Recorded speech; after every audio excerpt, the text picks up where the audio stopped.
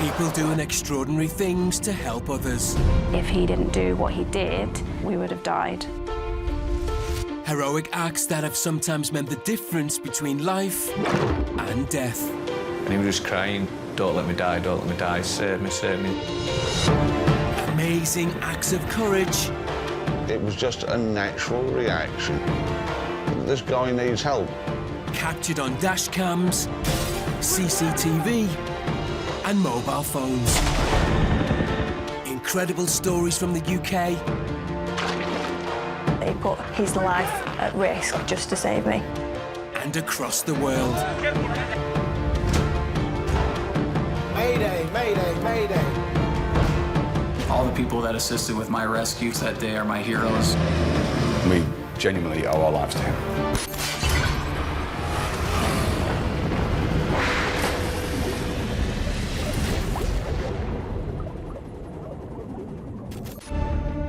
Today on Saved on Camera, an off-road motorcyclist hits a rock on a mountain trail. I knew I was in trouble. I had no idea what was below me. I knew there was a cliff. I knew I was going to fall. In the UK, the serenity of England's Lake District came to an abrupt end for two climbers when they get into trouble. It hit his head. There was blood everywhere, all over the rock, all over him. You quickly realise that you're on your own. Initially, he didn't know where he was, so it was quite worrying. A seal is slowly strangling itself on a rope off the coast of the Shetland Isles in the UK. There was no way it was getting out. The rope was twisted right around its neck. And in America, a man and his two dogs are trapped when the boat they are on catches fire. I opened the engine compartment, and at that point, the smoke and big ball of fire just kind of blew back towards me. An off-road biker in America will go so off-road, he ends up falling off a cliff. I knew I was in trouble. I had no idea what was below me. 70 feet below him lay a pool of water, and he would try and grab anything to break his fall. I remember this little pine tree slipping through my hands, and I'm like, this is it. Rick, this is how you're gonna die right here.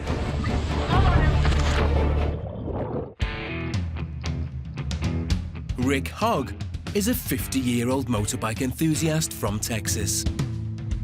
My main hobby, I would have to say, is motorcycling. It's really been a part of my life since in my 20s. Just had a lot of motorcycles, whether they were dirt bikes or road bikes. It became just a passion. And his passion for all things biking took him to the Elk Mountain Range in the Colorado Rockies. Me and a good group of friends get together from different parts of the country and really just enjoy the scenic beauty that Colorado offers there.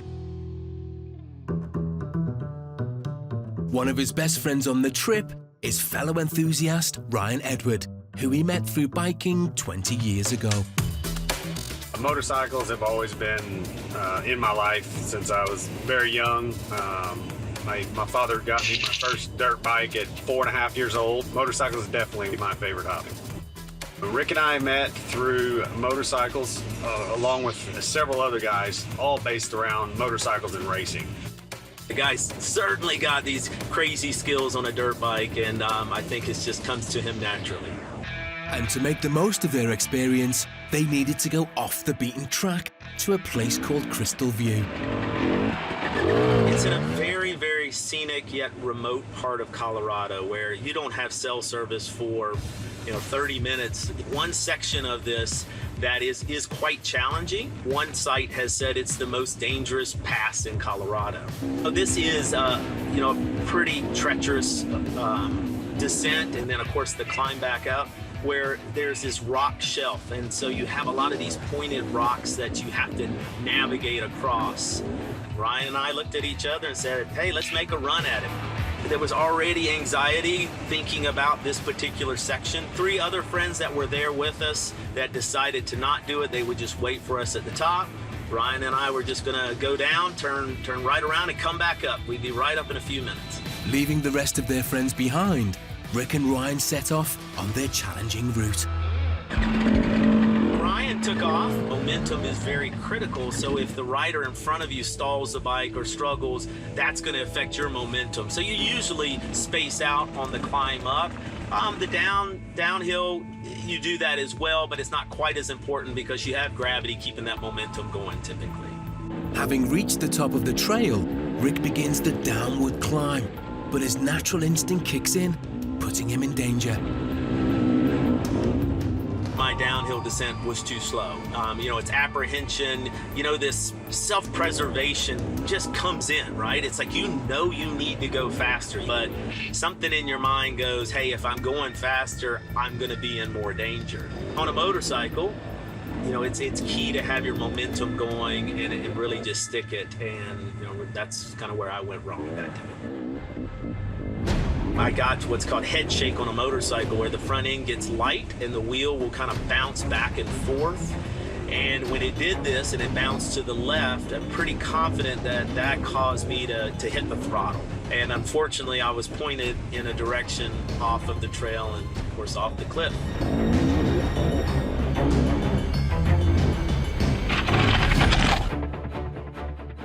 I knew I was in trouble. I had no idea what was below me. I knew there was a cliff. I knew I was going to fall. My kids flashed right into my mind. I have 3 wonderful young kids. The next thing that happened is me scrambling for anything to slow me down. And I remember vividly this little pine tree on the side of the rock. And I remember that slipping through my hands. And I'm like, this is it. Rick, this is how you're gonna die right here. Rick and his bike end up 70 feet below in a swimming hole, known as the Devil's Punch Bowl, and he's convinced he's about to drown.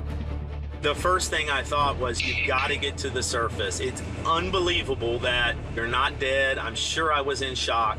It's just cold, cold water, but I'm scrambling to get to the surface. I've got all of this gear on. I've got heavy, wet boots, helmet, gloves, goggles. I was thankful to be alive, and so I looked around to try to find a way out, and I was between 2 waterfalls, and so I couldn't go downstream. I would have fallen down this waterfall. I didn't feel comfortable crossing the water because of the current. I was afraid it would take me down, and so I just sat there, and I'm like, right now the best thing to do is be patient. Unaware of the drama down below, Rick's friend Ryan is waiting for him at the top.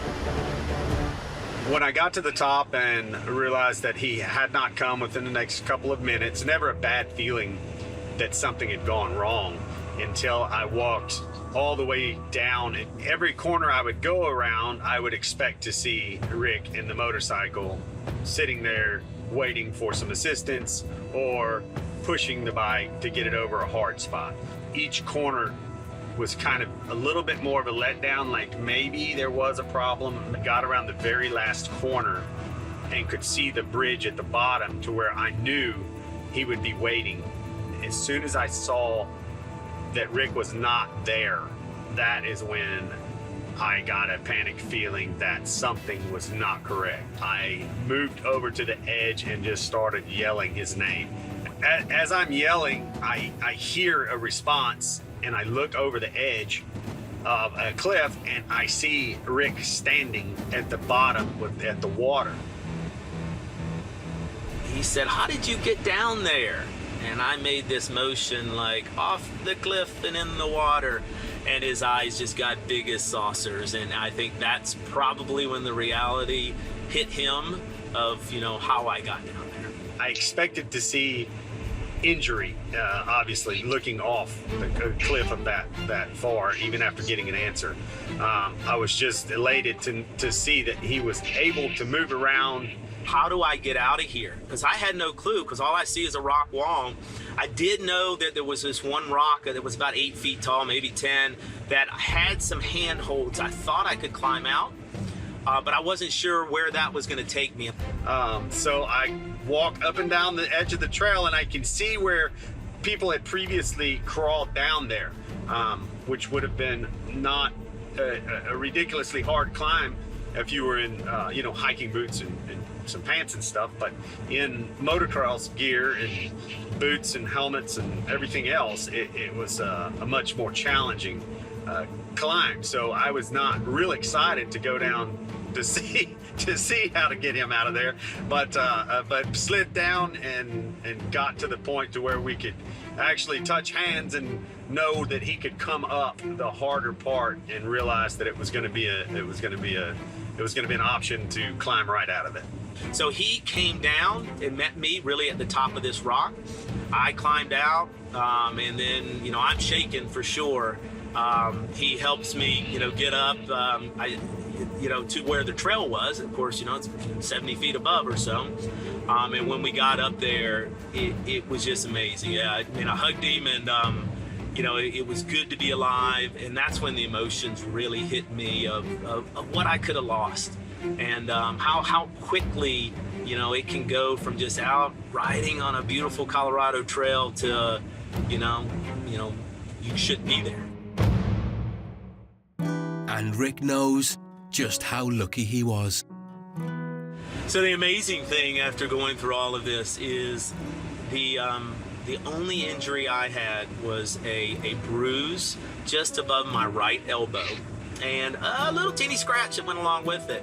The rest of the riders kind of went into kind of support mode as well, and they were able to find me a ride back into town. But you know, the thing that was so special for me is watching my friends come together, just trying to help me get out of there. Ryan specifically. Every day, the rest of my life, I'm going to consider a gift. I really don't think I should be here. So many things went absolutely right.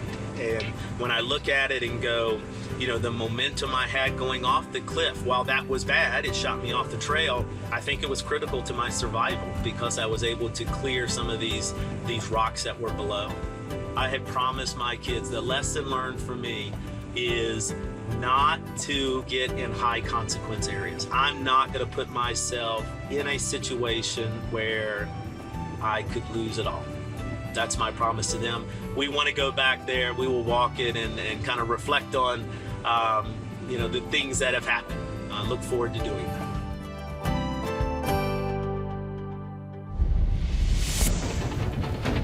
In the UK, two mountaineers face a life or death situation when their climb goes wrong. The last thing I remember was feeling uneasy.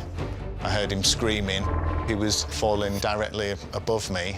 There was blood everywhere. And any rescue attempt would also come with its own challenges. The helicopter disappeared, and then the helicopter came back, and we didn't know what was going on. I was starting to shiver. I could die of hypothermia.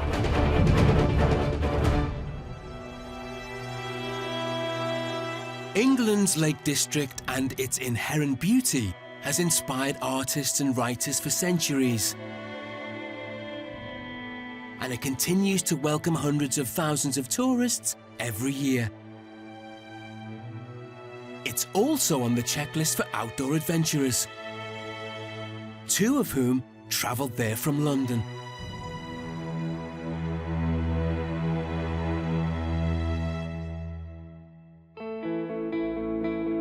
I've been climbing for about 20 to 30 years. For me, it's the focus that you have. When you're in the middle of a climb, your mind, body, everything is just focused on right now. I think there's a couple of options for us to get there. I got interested in climbing to start with. I was about 15 or 16 at college with a friend. We went climbing indoors and then started going on adventures. The weather's looking fantastic. The guys met when Rob joined the Surbiton and Kingston Climbing Club, where Paul was already a member. They both share a passion for adventure.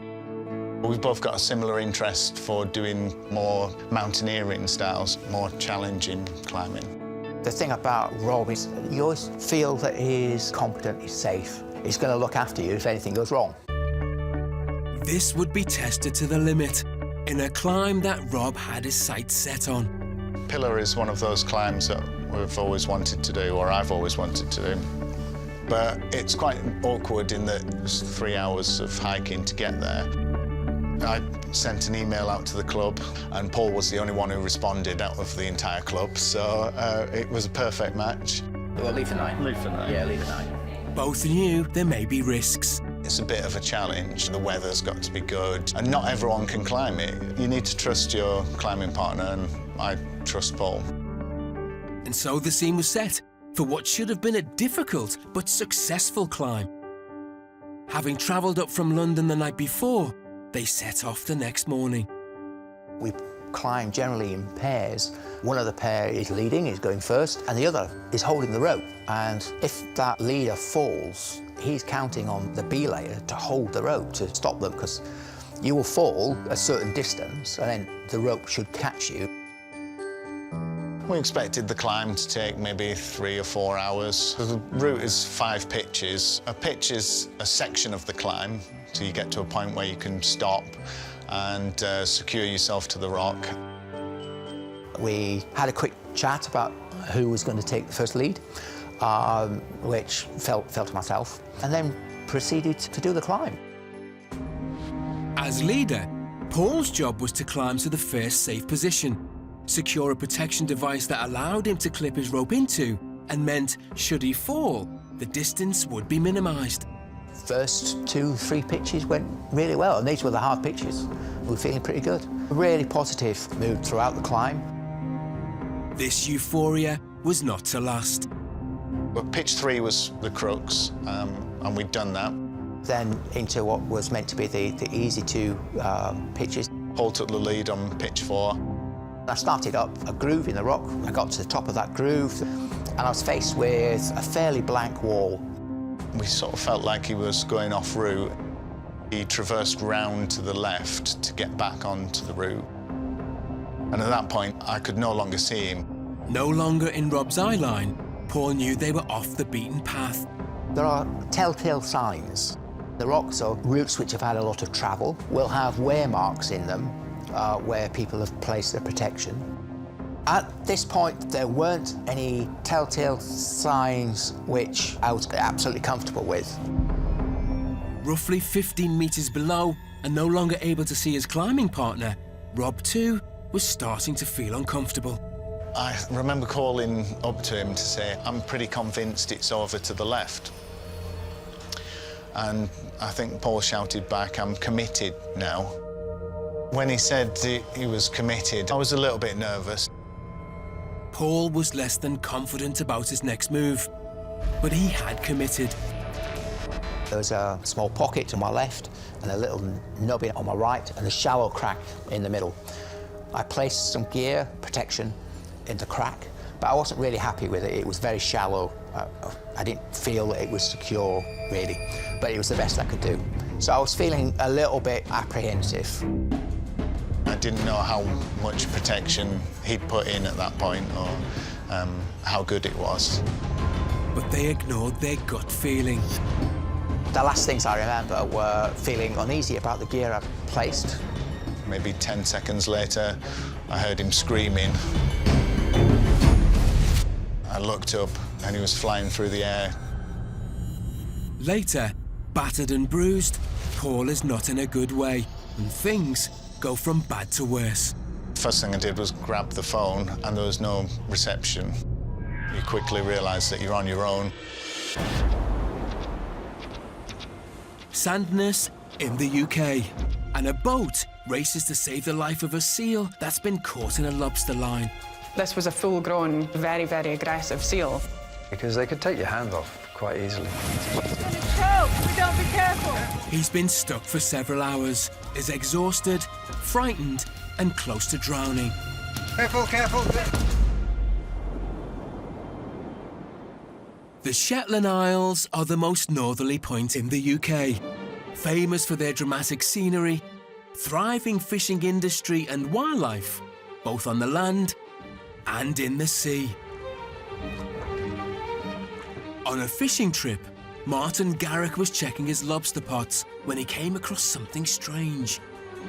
When I came to some of the boys and one of them disappeared. And then I realised, oh my God, there's a seal tied to it. Seeing the seal was struggling, he immediately called for help from the SSPCA. And on duty that day was Teresa Leask. I spoke to Martin and he said he'd seen this seal with this buoy attached to it. It was tangled. He kindly took me out on the boat just to see. The rope was twisted right around its neck. And then she wanted to try and get it in the boat. I said, no, the boat's far too small. The seal was probably about the same size as me, I would imagine. So, yeah, the seal would have had the strength to capsize the boat with me and Martin in it. We knew that time was pressing. So it was obvious straight away that we needed to get a bigger boat.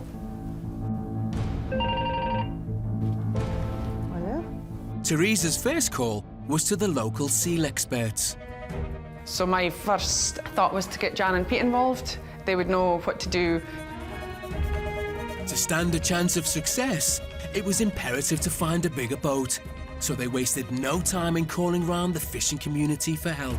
I've had a call about a grey seal pup in trouble. We spent about at least an hour, maybe more, phoning around everybody we knew to see who might have a boat. So I rang a friend on the west side. She knew a man with the boat. Sorry to bother you. This is Jan from the Wildlife Sanctuary in Hillswick. We wondered if you could help us. I rang that man. He said he'd do it, so we just headed over there straight away. With the boat located, Jan and Pete rushed to the harbour to meet up with Teresa and trawler owner Sean Williamson. So we drove down to the west side, and he was there waiting for us.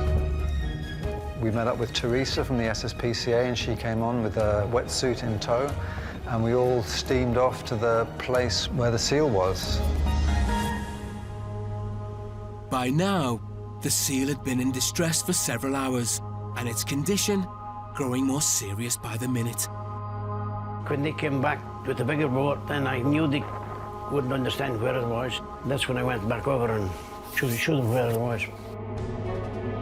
But being tangled in a long rope and moving around meant finding the seal again wasn't going to be easy. It must have been at least 20 minutes before we actually caught sight of it. It was coming up to the surface and then disappearing again. Then it would appear somewhere completely differently, so we never knew where it was going to be. It was trapped. The rope was wrapped around something, and it could come up and get air and go back down again, but it couldn't go more than about 50 yards. We then had to figure out how on earth we were going to catch it. How do you actually catch a seal when it's going to dive again really quickly? Teresa had what she thought was a solution to catching the seal, albeit a dangerous one. We'd struggled to see the rope from the boat, and I thought, well, I would get a better view in the water. It's not the wisest thing to do is to jump in the water with a stressed seal. It was a bit concerning, just in case the seal got a hold of her, you see. They're great big teeth in them, they'd tear you up in a minute, like. Teresa, this is not a good idea, but she was determined to do it. My adrenaline was just pumping just to get this rescue done because I could see it was distress. I didn't know what I was going to get at all. I had to try. Would Teresa's gamble pay off? Find out later as she risks getting close to this dangerous animal. Meanwhile, two climbers in England's Lake District were nearing the end of their climb. We were into what was meant to be the easy pitches. When things started to go wrong. I was feeling a little bit apprehensive. The protection device used to secure the lead climber had failed. I heard him screaming. And he was falling through the air. He was upside down, falling directly above me. And I could see around the rope, the protection that he'd put in had come out of the rock. Paul was right to have been apprehensive. The protection did not hold and he had now fallen, quite severely. He swung into the rock right next to me, head and shoulder first, clattering into the rock. There was blood everywhere, all over the rock, all over him.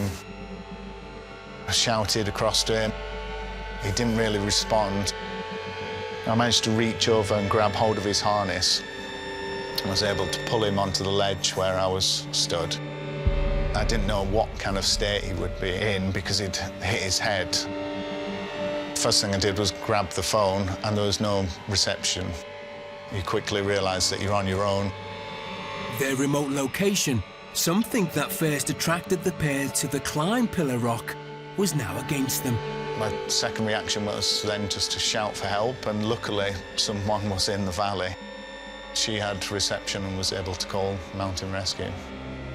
By then, Paul had regained consciousness. The first thing I do remember after waking up is Rob got his coat off and put it around me in addition to my own, and was basically talking to me and telling me what was happening. Initially, he didn't know where he was, so he actually thought we'd finished the climb and was somewhere else, so it was quite worrying. But the fall had resulted in other injuries. I was having intense pain from my shoulder and from my eye and around my eye. I was just thinking, oh, I'm bleeding, and then trying to wipe it out of my face. Luckily, by then, help had started to arrive. We'd been sat on the ledge for probably an hour or so before the helicopter came. I jumped up and waved. But it wasn't that straightforward. Then the helicopter disappeared. And then the helicopter came back, and I jumped up and waved again, and the helicopter went away again. It was quite dramatic to see them come and then see them disappear again. The helicopter couldn't get in close enough to winch him directly, and we didn't know what was going on. Also making his way to the scene was mountain rescue volunteer Martin Pickavance. He'd got the call 20 miles away in the classroom where he teaches. I knew that it was a casualty with a head injury and serious trauma, so I picked up some bits and bobs of first aid equipment that I had in the back of the vehicle and just headed off. With only this detail, Martin had to consider the worst. The call of climber is on Megatron. I'll get back to you if there's any further information, over. Immediately, you're thinking, where is this climber? Is this climber still suspended on the rope halfway up the rock face? Has his partner managed to get him onto a ledge? Have they managed to get him to the bottom of the crag? Has he fallen the full length of the crag and ended up at the bottom? And all those things are tumbling through your head.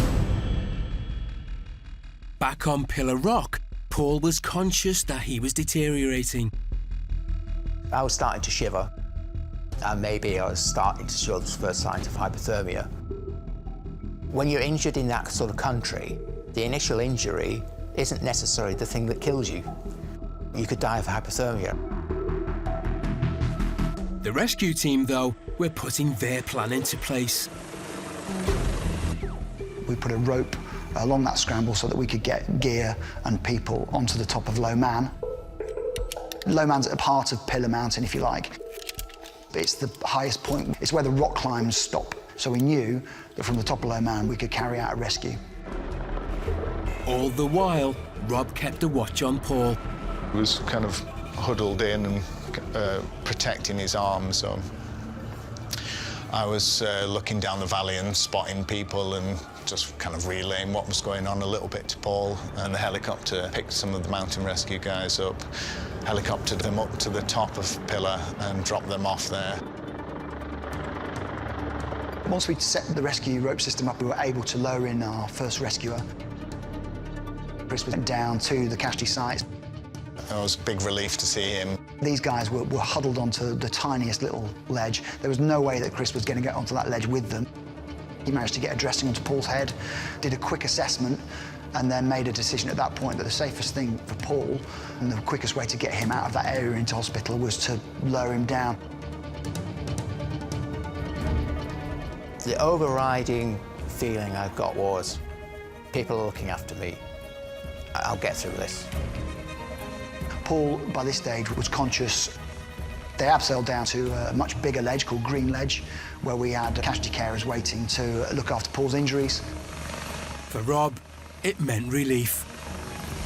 It was great to see him down at the bottom and in good hands. I was very relieved. Paul's strapped into the stretcher. We've gone into a warm sleeping bag. The winchman came down to us and winched Paul into the helicopter and took him away.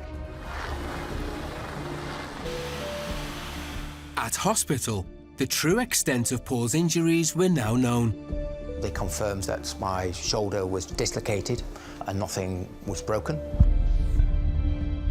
Then proceeded to tug very heavily on my arm to reset the shoulder, and that was quite painful.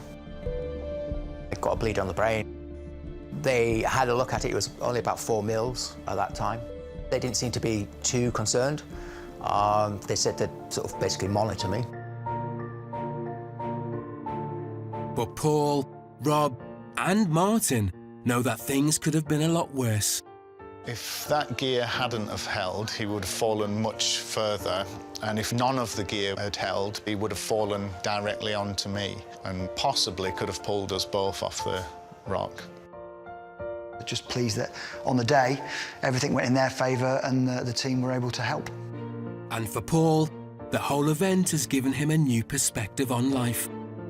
You really start to understand, once you've been through these life-threatening situations, that life is for living. It is about experiencing life, about actually not holding back, not waiting for tomorrow, doing it today. Tomorrow might not be there. In America, a retired serviceman finds himself and his 2 dogs trapped on a burning boat. I was exhausted, out of breath, and I thought if somebody doesn't get to me quickly, this is not going to end favorably. Mike and Jamie Babbitt from Bremerton in Washington are a match made in heaven. Jamie and I have been married for 4 years now. We've known each other for 5 years. We've been glued together since then, and we have a wonderful time. We get along great, and we laugh a lot. The couple share a passion for life on the sea. While we were dating, we would just walk around the marina and we would just say, you know, we'd really love to just have a boat to be out on the water. We saved and bought it about 2 years ago, and we've been living on it. It's been beautiful.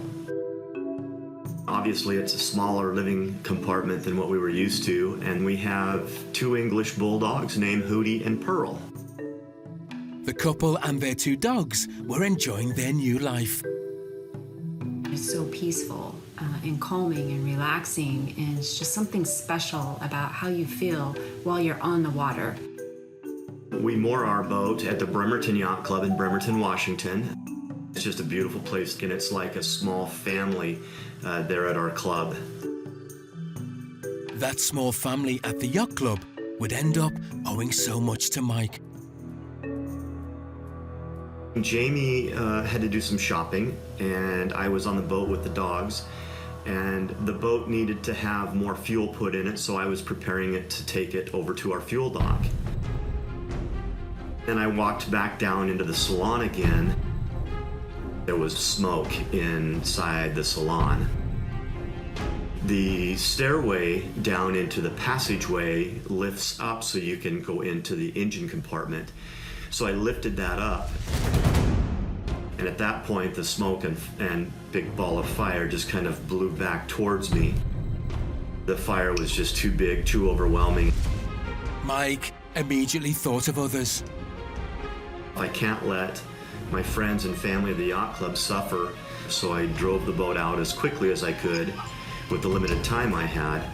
I set the chain and the anchor so that it would catch and not blow back into the marina. Having driven the burning boat away from the people on the marina, he now turned his attention to saving himself and the dogs. There was no time to make any kind of calls. I grabbed the bulldogs and put them on our aft deck and grabbed their life vests and put them on. I grabbed the paddleboard, which was up on top of our boat, and slid it down into the water, and I put Pearl on first. And Hootie kind of somehow knew what was going on, so he just stepped right onto the paddleboard. After about a minute or 2, I became really cold. I was exhausted, out of breath, and I thought if somebody doesn't get to me quickly, this is not going to end favorably. Back at the marina, other boat owners became aware of Mike's plight. I heard people coming down the dock, and they were yelling, "Hey, there's a fire out here. Mike Babbitt's boat's on fire." And that immediately got everybody to kick into gear. Roy sped out in his dinghy and joined the other club members. When they pulled me out of the water and into the boat, it was a sigh of relief. I was very winded, out of oxygen, and very cold. Luckily, by the time we got to shore, the fire department was already there, so they were able to take Mike and lay him down and start assessing the situation. My throat hurt, which is an indication of smoke inhalation, and I was still extremely cold, and they thought that I might have some slight amount of hypothermia. By this stage, the boat club had been able to reach Mike's wife, Jamie. Seeing Jamie's face and embracing each other really kind of made me feel much, much better. And she said, you know, it's just stuff. We can replace it. You and the dogs are fine. And that really gave me a sense of relief. Jamie then found out just how amazing her husband was that day. I was just so proud of him for having the state of mind that he did, and just so relieved that he was granted the physical capabilities to be able to do what he did. I think he's done a lot of heroic things. And the other boat owners were keen to show their appreciation. After the boat, sinking, I donated a bunch of clothes and shoes like that to Mike, and I know that we started a fund to help the Babbitts out and stuff too. Mike is all too aware, though, of how bad the situation could have been, and it has changed his mind about his living arrangements.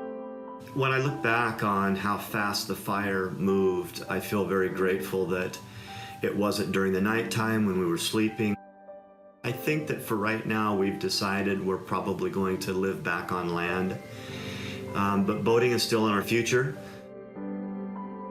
But I think a home on land is our next step. Back in the UK, a seal is strangling on a fishing rope and rescuers are trying everything to save it. Local wildlife officer Teresa Leask was determined to reach the seal.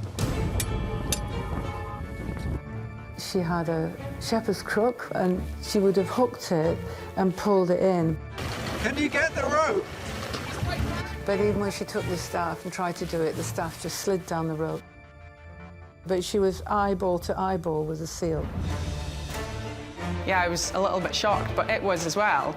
So yeah, we both sort of turned around at the same point. This was a full-grown, very, very aggressive seal. So we were all getting a bit concerned as to how we were going to actually manage this. I said it would be great if we had a grappling hook that we could throw it out, hook the rope and pull. And the guy on board said, I've got one. The next time the seal appeared, he threw the grappling hook and managed to catch the line. So the best thing that we could do was to winch it up to the boat and try and cut it free. It looked horrific at the time, but the main thing was we had really sharp knives ready to cut through those ropes. Even though the seal was now closer to the boat on the winch, they faced more problems. It's going to choke if we don't be careful. This was a large, angry grey seal with very big teeth, and it was snapping, and its head was moving really, fast. Careful. The adrenaline that was going through me wanted to go and be a bit more hands-on, but it's a wild animal, and it was highly stressed. So I stepped back and let them cut it free. But freeing the seal meant the crew putting themselves in danger. There's not just one rope around there, there's a few different bits of rope. And so he cut away and cut away and cut away, and we thought we'd freed it. They cut some of it and it sort of twirled and dropped, but another piece of rope was still holding it. Because it was freer at that point, it could move its head even more, so it was even more dangerous, because they could take your hands off quite easily. Jan and Pete's experience of rescuing seals proved to be vital. You put a towel over the head. As long as you've got that covered, you can handle a seal. If the head isn't covered, you can get a very dangerous bite. It was a bit scary, but you don't think about it when you're doing it. You just do it. They put the towel over, and Pete started cutting like crazy to get the other bit off.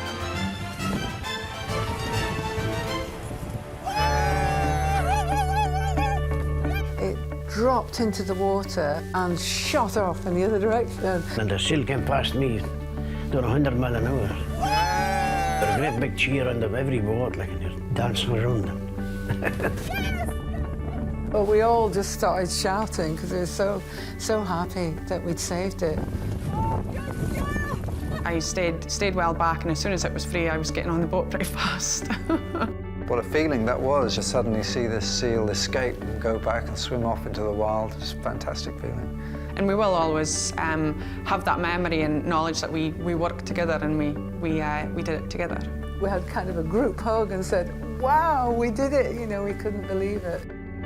So through teamwork and local knowledge, the people of Shetland saved the seal from certain death. Hi, I'm Martin. Hi, Paul. Hi, Paul. Casualty.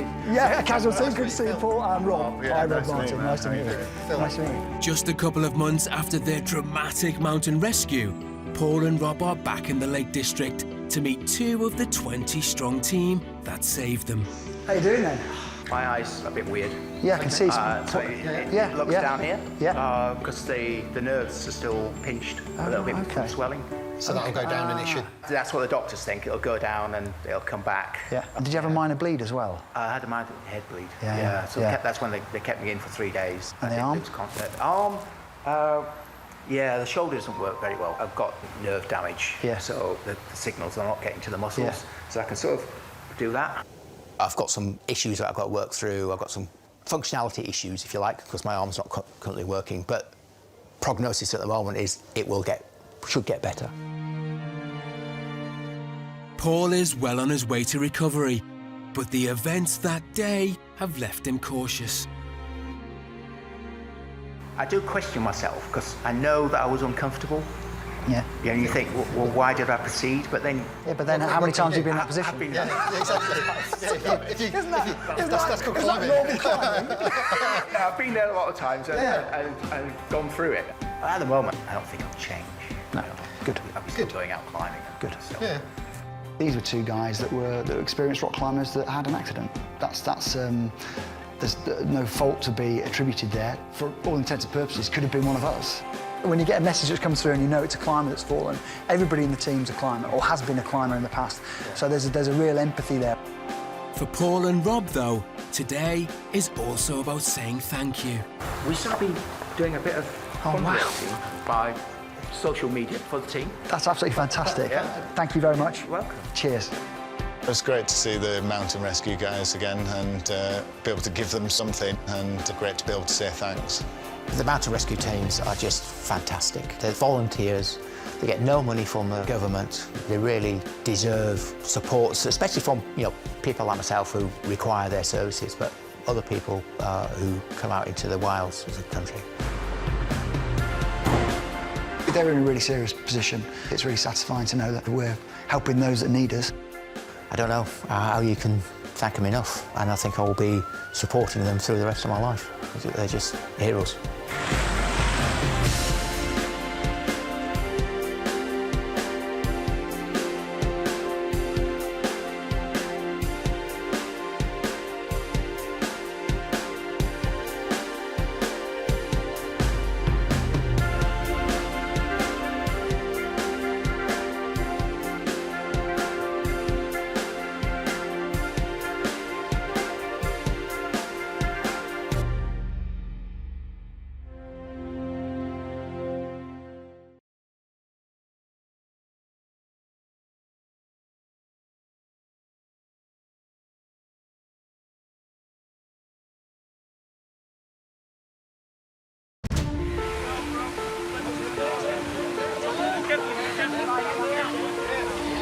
People doing extraordinary things to help others. If he didn't do what he did, we would have died. Heroic acts that have sometimes meant the difference between life and death. And he was just crying, don't let me die, don't let me die, save me, save me. Amazing acts of courage. It was just a natural reaction. This guy needs help. Captured on dash cams, CCTV, and mobile phones. Incredible stories from the UK. he put his life at risk just to save me. And across the world. Mayday, mayday, mayday. All the people that assisted with my rescues that day are my heroes. We genuinely owe our lives to him.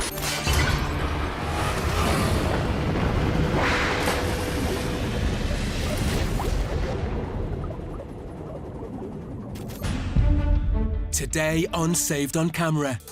In Indonesia, an Australian family's vehicle starts to disappear into a sinkhole. I just yelled to Muggy, get out of the car. Get out and get Sebastian out. With their 2-year-old strapped in the back, they have only seconds to try and escape. I said to Michael, you need to get out of the car. You need to get out of the car fast.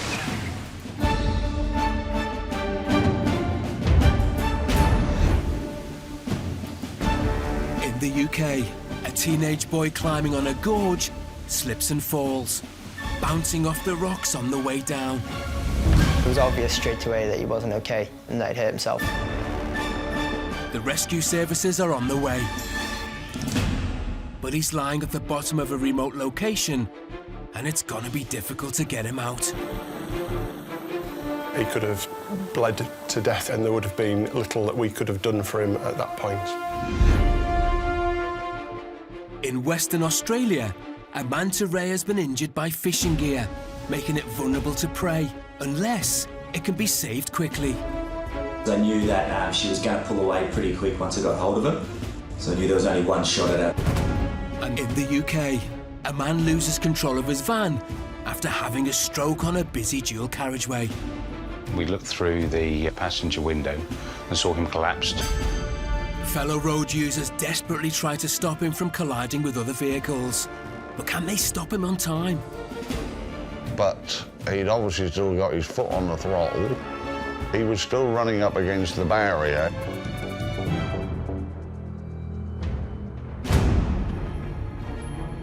A young Australian family lose everything as the ground opens up beneath them. I just yelled to Muggy, get out of the car. Get out and get Sebastian out. I just jumped and did what he said. With only seconds to react, will they be able to get toddler Sebastian out in time? The Rule family from Australia are on the adventure of a lifetime. My wife Margie and my son Sebastian and I are currently travelling through Indonesia on a long-term overland journey from Australia to the UK. Back home in Australia, we were both marine scientists. We both have PhDs and spent way too many years studying, so we decided we needed a change. Having left their old lives behind, they jumped in their Jeep and hit the road with a toddler in tow. Sebastian is just under 2 years old now. He's got a really adventurous spirit, and we have a really good time showing him the world. They had their beloved vehicle shipped all the way to Indonesia. As well as being their transport, it would also be their home. Back in December, we left Australia and flew to Timor-Leste. We drove across the border into Indonesia and visited a range of islands through there: Sumba, Flores, Sumbawa, Lombok, Bali, and now we're in Java. But one fateful day, their lives were to be turned upside down, literally. We'd been camping up in the mountains outside Yogyakarta, and we were just coming down from there to get some lunch and to pick up our new visas from the immigration. Their route saw them run into roadworks and more danger than they could ever have imagined. It was crawling, so we were moving quite slowly. And just to the driver's side of the car, there was a long concrete barricade with a metal fence on top of it that we couldn't see through. And then all of a sudden the metal and concrete barricade next to the car started shaking. I just felt a really strange lurch to the side. I just yelled to Muggy, get out of the car. Get out and get Sebastian out. And I didn't even think, I just jumped and did what he said. Jumped out, raced around, grabbed Sebastian out. I was relieved to have Sebastian in my arms. Margie had managed to save their toddler just in time, but Michael was still in the vehicle. I felt like I probably shouldn't move, or I might sort of change the weight of the car. I could see that it was teetering right on the edge and how scary it was. And that was when I raced back and said to Michael, you need to get out of the car, you need to get out of the car fast. With the ground falling beneath them, they were just seconds away from disaster. It was about 7 to 10 seconds he had to get out of the car.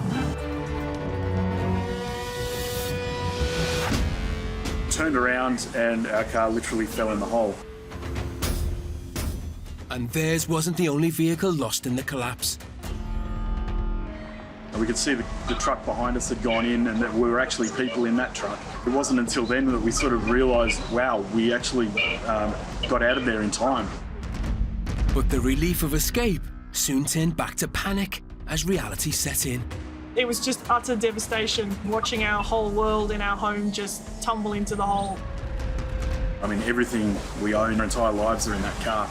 And we didn't have our shoes on, we didn't have our phones or our wallets or anything at all. Poor little Sebastian doesn't even have any clean nappies or dummies or anything. It's all inside the car. We're just thinking that this was the end of our trip and that we weren't going to be able to continue. Luckily for the stranded family, the local community rallied round, recovering their vehicle and providing some much-needed support. And the incident hasn't dampened the spirit of the Rule family.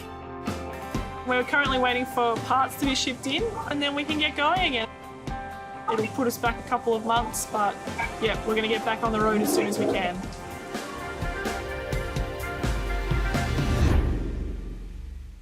Meanwhile, back in the UK, on a day out with friends, a teenage boy has taken a fall from the top of a 30-foot waterfall. I felt like I was in the air for like hours, just looking down at the rocks coming towards us. After what seemed like an eternity, he is lying badly injured at the bottom. It was just a really shocking thing. You just said, you're very lucky to be alive. As the emergency services rush to the scene, they alert the mountain rescue team to help reach him. But even if they can get to him, the area is so inaccessible, it's going to be hard to get him out. We were concerned that the helicopter might not be able to winch from the location. There was a sense of urgency to move Harry up the slope so he could be airlifted as soon as possible. The Weatherhead family live in Stocksfield in the UK and are all lovers of the great outdoors. It's like what I was saying, man, honestly, it's just, you like to be on the go all the time, you wouldn't have the patience. Mum Katie and Dad Martin have 3 children, including their youngest, 17-year-old self-confessed daredevil, Harry. Harry's really fun to be around. He makes us laugh a lot. But he's a typical teenager and he can sometimes be a little bit thoughtless and with little respect for his own safety. My friends would probably describe us as quite stupid. Maybe, you know, a bit of a local legend, who knows. When Mum and Dad decided to take a short break, they were worried about what Harry would get up to whilst they were away. So we'd booked to go away for the night. We were just about to leave the house and the 2 boys were rushing in, gathering their stuff together to go down to the river with their friends because it was a lovely day. And my heart is always in my mouth a little bit when I hear that they're going to the river. She even asked Harry not to go because we just wanted the night away without having to worry about if they were going to be all right. A group of 15 of them, including Harry's friend Will, set off for local beauty spot Cramell Lynn. It's really impressive. You drive through the moors and then you park your car and it feels like you're just in a field. And you walk for about 10 minutes and there's this big gorge. And all of a sudden there's this big pool where there was quite a few people swimming there. And we had barbecues and all sorts. Sun was shining on the pool. Yeah, it was really nice. About halfway up the waterfall, there was a platform. People were jumping off. I did a few jumps off there, a few flips and that. It was quite easy to jump off. Well, I was getting a bit bored. I'd already jumped off the bottom bit like 3 or 4 times. So I was like, all right, okay, I'm going to climb to the top. And I was already at the top, so I was like, there's only one way down, really. You had to climb up and get in the river about 10 metres before the actual waterfall. And normally you can walk over dry rocks to the very edge. but because it had rained recently, there was water on those rocks, so the rocks were really slippy. But that didn't deter Harry in his quest for excitement. So I had to keep on getting on all fours and crawling across, because otherwise you just would have slipped and probably get dragged away by the water. Harry was up there slipping on this slippy rock, and we were all kind of scared for him and worried. Some people are shouting, do it, do it, and then other people are shouting, don't do it. It went very quiet when he went to step off, and we all had a feeling in our stomachs like something bad was going to happen. Just as I was about to jump, and I put all my weight on my left foot, just as I did that, like a little wave of water just came over, and it just made the rock slippery. Felt like I was in the air for hours, just looking down at the rocks coming towards us. He hit the rock, and there was kind of just silence for a bit. I remember hitting the rocks, and then I kind of blacked out a little bit at the bottom. I felt myself waking up at the bottom of the water. I pulled myself up to the top of the water. Harry managed to drag himself out of the water and back to his friends. But as the shock wore off, his condition deteriorated.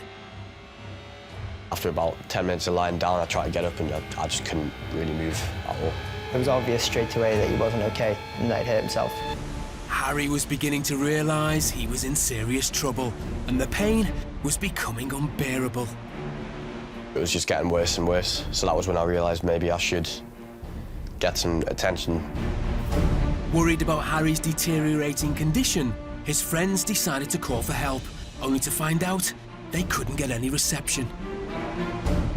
Because it's in a kind of gorge, to get signal to call 999, one of our friends had to climb up towards where the cars were parked and call from there. As the ambulance and helicopter were scrambled, they also called in the specialists in accessing remote areas, the mountain rescue team, and it was Ian Nixon who got the call. 17-year-old male. We received a message from the North East Ambulance Service alerting us to the fact that a male had fallen from a waterfall. Looks like trauma injuries. Obviously, our immediate reaction is you've got somebody who's possibly suffered traumatic injuries, and there was a level of urgency to respond. So within a few minutes, we had 3 blue light response vehicles on the road. But even with the blue lights, it would take an hour to get there. And all they could do is prepare for what they might face. We're checking how many members we have available, what skills they have, and given the location in which we knew, you couldn't get vehicle access to it.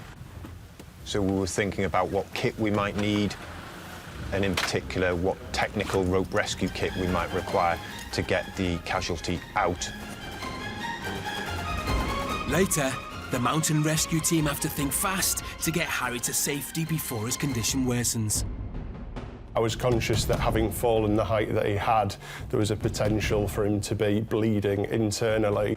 Obviously, there was a sense of urgency in terms of being able to move Harry up the slope so he could be airlifted as soon as possible.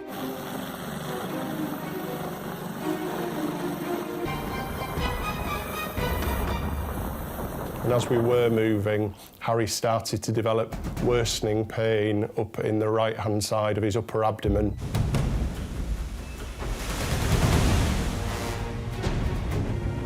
In Western Australia, a routine trip for tourists turns into a rescue at the bottom of the sea when a diver spots a manta ray in danger.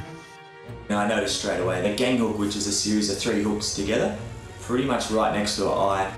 It was an injury that could mean certain death for the creature. When she was feeding, she'd become prey to a large shark. But saving the manta ray wasn't going to be easy. I knew that she was going to pull away pretty quick once I got hold of her, so I knew there was only one shot at her. This is Ningaloo Reef in Western Australia.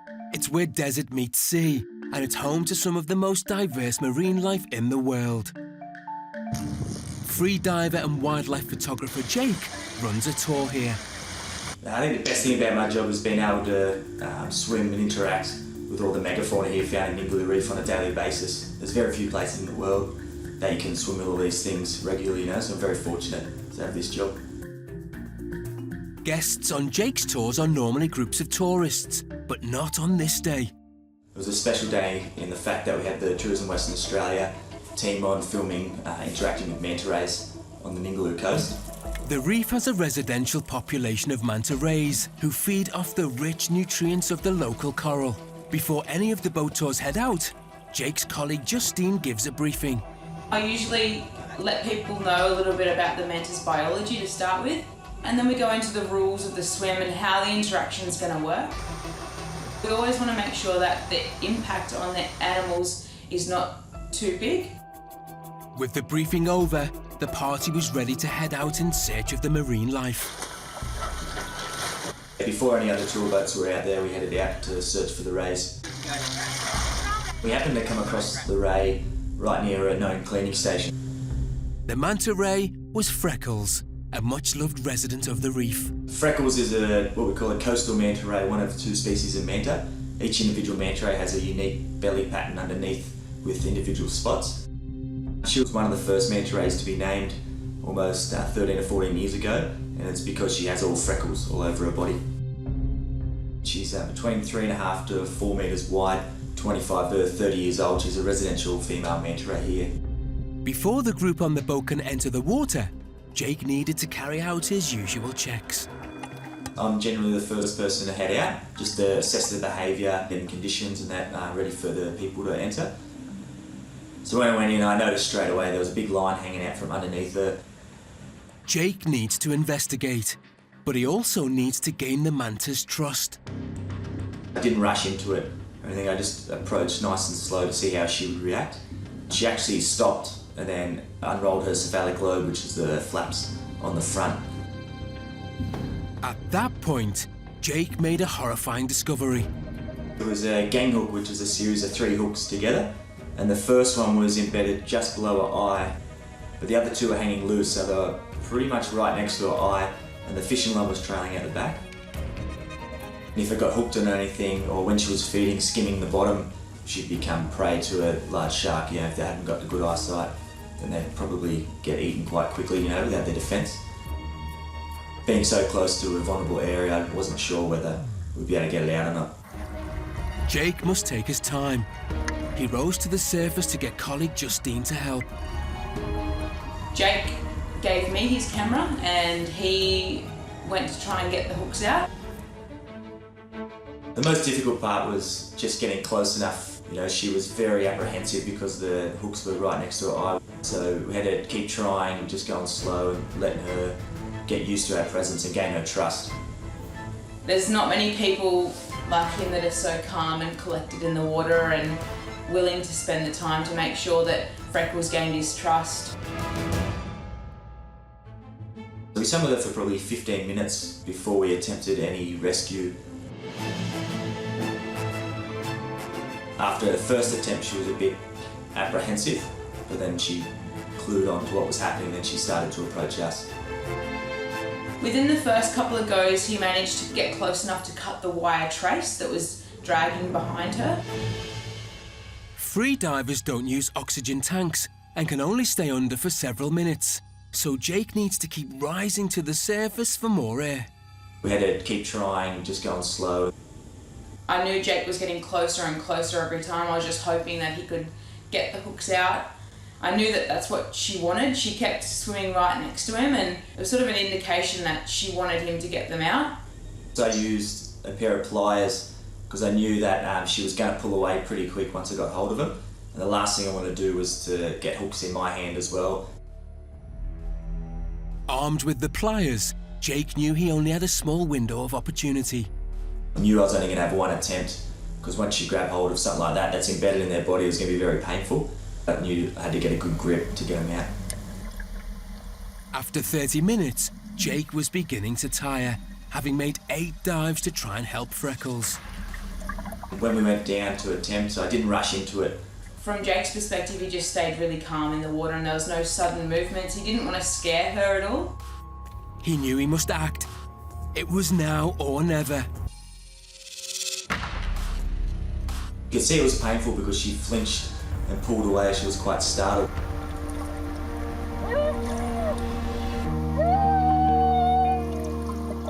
Freckles was now free of all the hooks. And the most important part of her body, her eyes, had been saved. I felt relieved. I was just grateful that we got it out. It was a bit sort of overwhelming. She sort of made herself really vulnerable when she let Jake take the hook out. But what Freckles did next shocked Jake and Justine.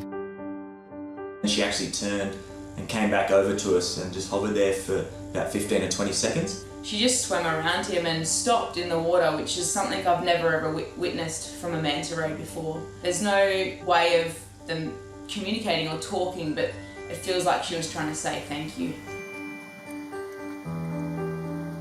We sat on the bottom for probably 15, 20 seconds before she slowly moved away. We were all overcome with emotion. We actually shed a few tears. It was just a really happy ending for us all. For Jake, though, it was just another day at the office. At the time, I wasn't thinking much about it, to be honest.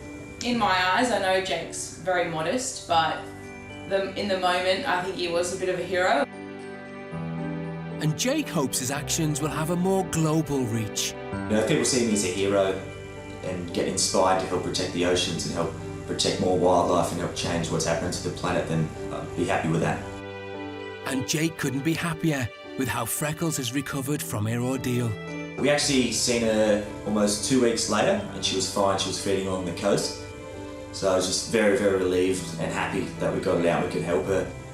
She's done so much for our industry here. It was good to just give the payback to the ocean, you know.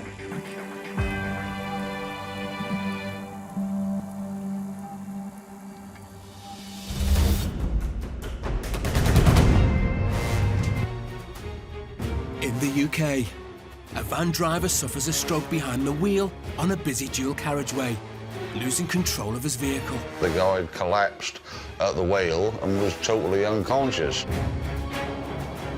Passing drivers try to help, but can they reach him in time before he runs into other traffic? The van would have veered into the oncoming traffic, which could have been catastrophic.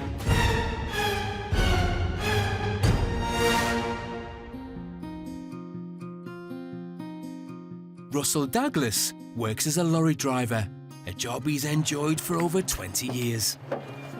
I'm an HGV driver.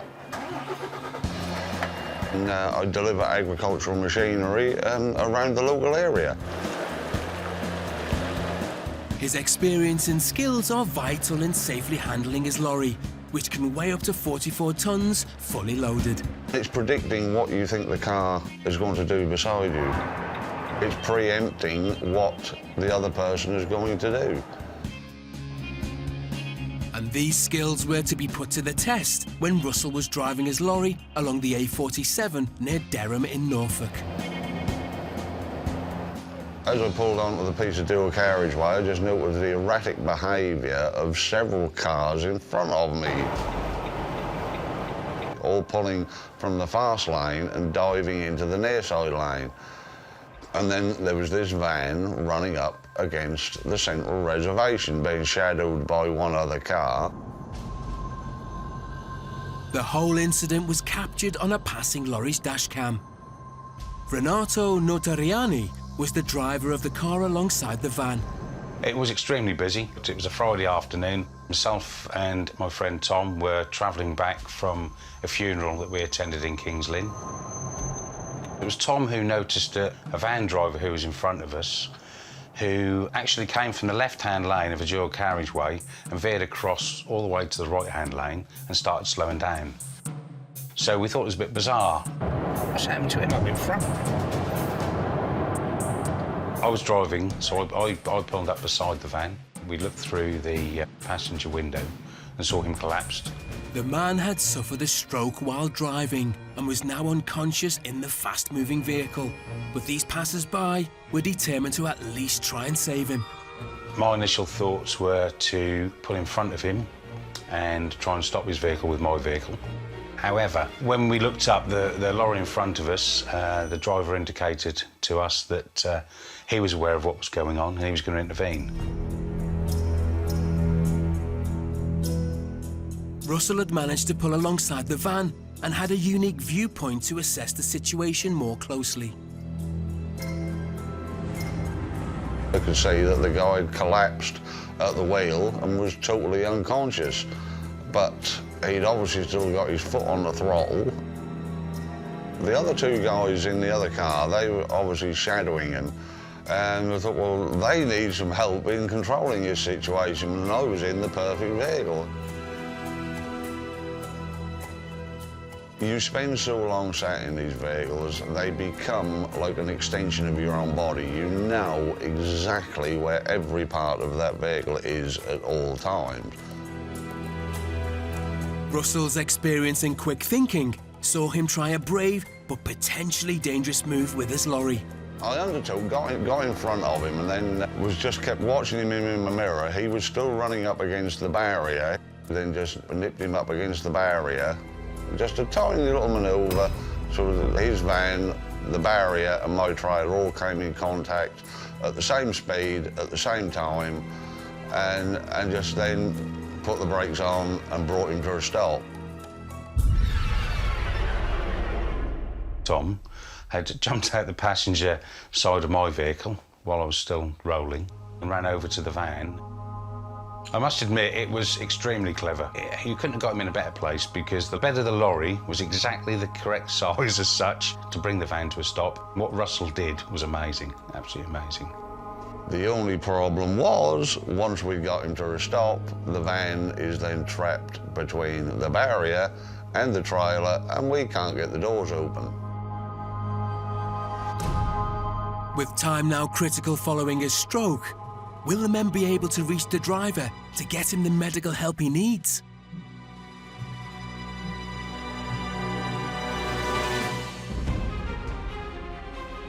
Earlier, teenager Harry fell from a 30-foot waterfall and was left lying waiting for help.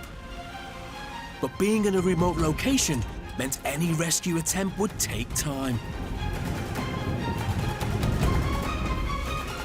We were all down by the pool and we looked up and saw the first paramedics coming down. Finally, after an hour, the rescue services managed to reach Harry, including the doctor from the Northumberland National Park Rescue Team, Philip O'Donnell. As I approached Harry, I could see that he was quite pale. I could see that he was awake and looking around, which was reassuring. So I was concerned about the right side of his chest. He was obviously in quite an amount of pain and was struggling to take a good deep breath. I was conscious that having fallen the height that he had, there was a potential for him to be bleeding internally.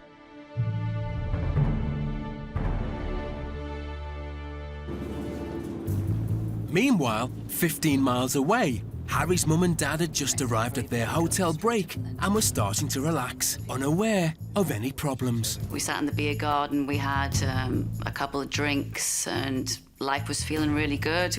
And Katie was just starting to get a bit worried because she didn't have any phone signal, so she wanted to go back up to our room just to see, to make sure that she hadn't had any messages. Straight away, pinged up with 3 missed calls from one of Harry's friends who would never normally ring me. So I just, like, my stomach just kind of lurched because I thought, oh, something's happened at the river. Worried and fearful of what might have happened, Katie immediately called back. And she was asking me if he was okay. But none of us really knew. I think the friend was quite panicked actually himself and just not wanting to make us more panicky about the situation.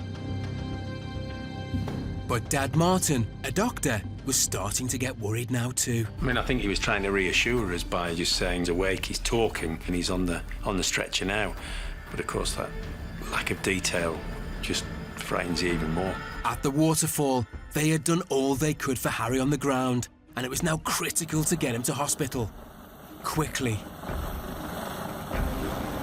So I was conscious that a helicopter was coming because it was time critical to get Harry to the hospital. But as the helicopter couldn't winch Harry out from where he lay, the team would need to use their climbing expertise to get Harry up the steep slope. Obviously, there was a sense of urgency in terms of being able to move Harry up the slope so he could be airlifted as soon as possible. So moving the stretcher up the slope involved around about 8 team members. So the team members are walking up the slope as the rope's being taken in. And as we were moving, Harry started to develop worsening pain up in the right-hand side of his upper abdomen. I felt that that might be a sign that there was bleeding in or around his liver. He could have bled to death effectively, and there would have been little that we could have done for him at that point.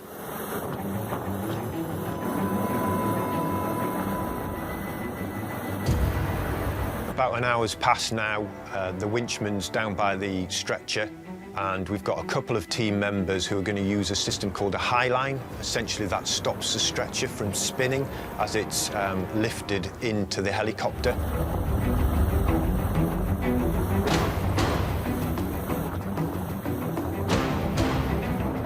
Yeah, I was just thinking this might be a bit worse than I was thinking.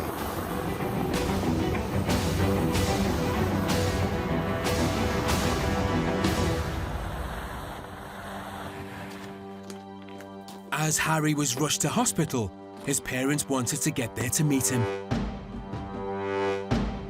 We'd rung 111 to find out what was happening, and they said that they'd booked a heliport at the RVI in Newcastle. So as soon as we knew he was going to go to the RVI, then we could actually do something. We phoned, and the receptionist said that she could just hear him landing in the helicopter then. But she told us that there was a full trauma team waiting. We thought, why do they think he needs a full trauma team there? Should we go this way? Yeah. Harry's father was getting even more concerned.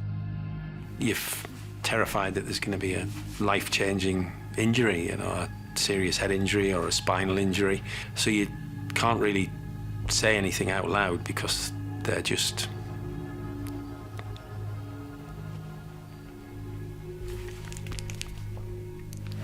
you know, it's just... You all right?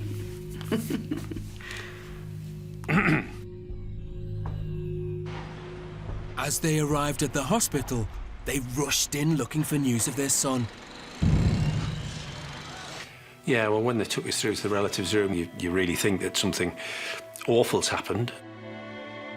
A nurse came out and she said, look, the doctor, he can't find any really serious issues. There's no internal bleeding, no spinal damage, looks like no brain damage, because we didn't actually realise that he had hit his head in the fall. Even though the news was good, they still had to wait 2 long hours before they could see him. It seemed a long time to wait, but then when we went through to see him, and yeah, it was the same old Harry with a smile on his face. He was just acting as though nothing had happened. A natural teenager, like the first question he asked, where's my phone? Which we didn't have. We didn't have for him. It was with one of his friends, so he borrowed mine just to quickly get in touch with some of the friends that had been there that day, just to reassure them that he was okay. Said he'd got a broken wrist, but other than that, he was just about okay. And that's when we kind of, all relaxed a bit. After a few days in hospital, that eventually they realised it was just my wrist that had actual damage on the bone. The shoulder and hip was just sort of muscle damage, soft tissue damage. I don't think anybody could believe it, like the doctors at the hospital, the people that helped him on the day. No one could believe that he was lucky enough to have escaped that with just essentially a broken wrist. I think I was just really lucky with the way I fell on the rocks, really. I think that's all it comes down to. I mean, so many people have more minor falls and get far worse outcomes. So we're just incredibly grateful.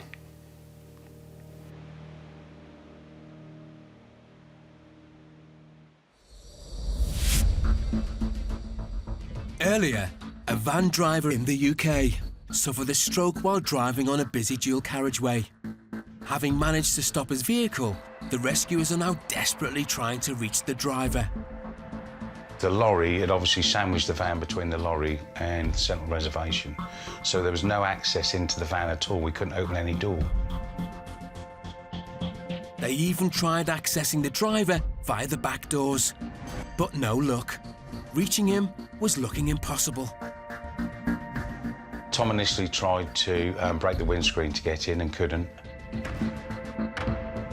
Luckily, other drivers had noticed the unfolding drama and stopped to help. Fortunately, another guy who was there to help found a metal bar and broke the passenger window.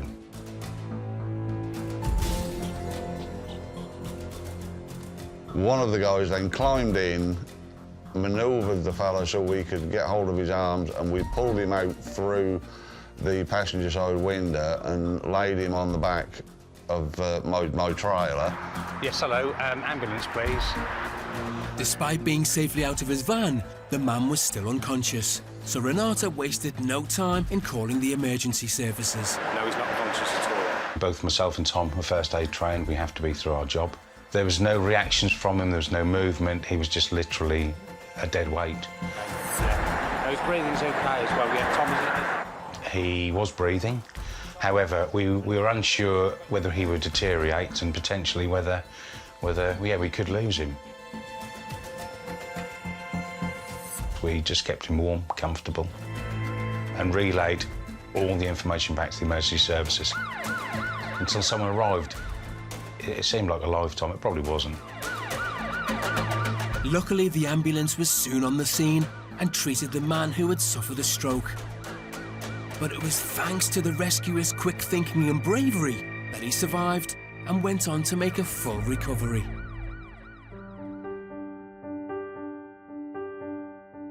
You know, that's got to be the luckiest guy ever, that so many people who would bother to help happen to be in the same place at the same time. I mean, whoever would have thought the safest place to have a medical issue is driving in the fast lane of a dual carriageway at speed. Central reservation, which was actually keeping him from veering off anywhere else, 1.5 miles down the road, that central reservation stopped. The van would have veered into the oncoming traffic in the dual carriageway, which could have been catastrophic. So yeah, Russell's actions were fantastic. I think what he did was phenomenal. And for the humble heroes, it's a day none of them will forget in a hurry. I'm not trying to dismiss what we've done as being extremely easy. There was no thought process. It was just a natural reaction. This guy needs help. Everybody was equally as much of a hero. I mean, I've been classed a hero. I don't look at it that way myself. It was a pretty emotional day. Obviously, heading back from a funeral of a friend of ours.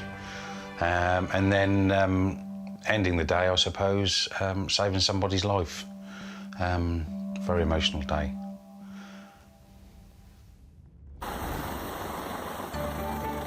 This is the moment that a team of 18 from the Mountain Rescue Services rescued a 17-year-old boy who had fallen from a 30-foot waterfall.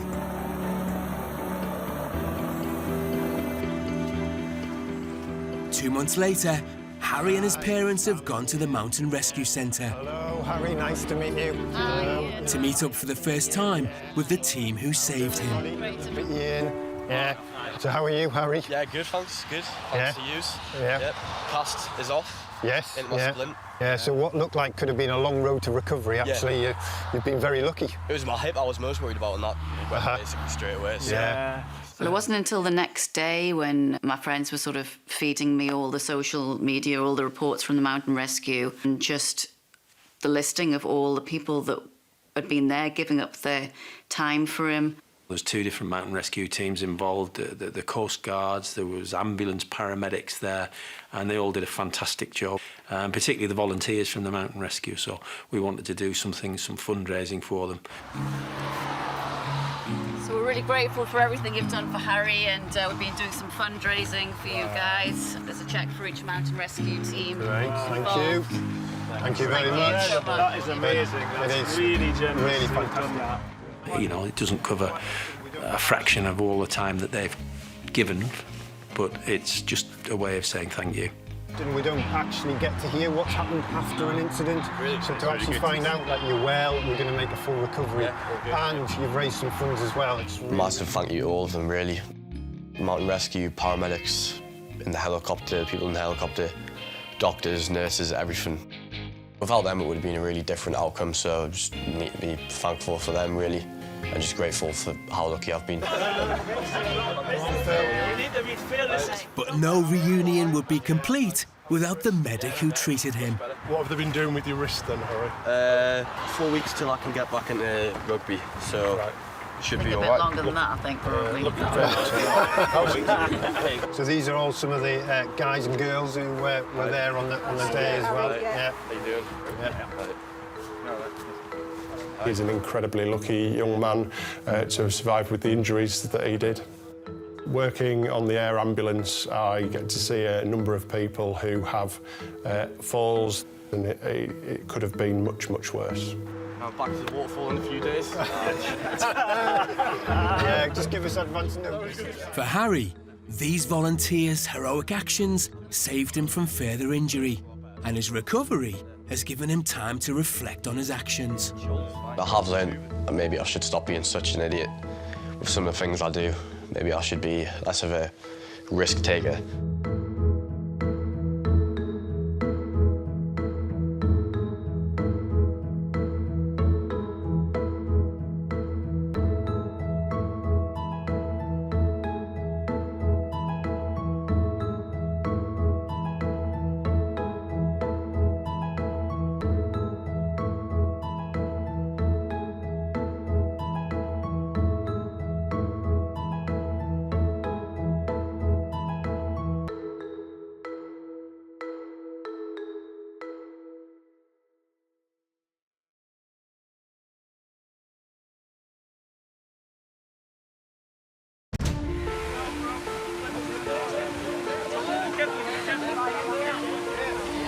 People doing extraordinary things to help others.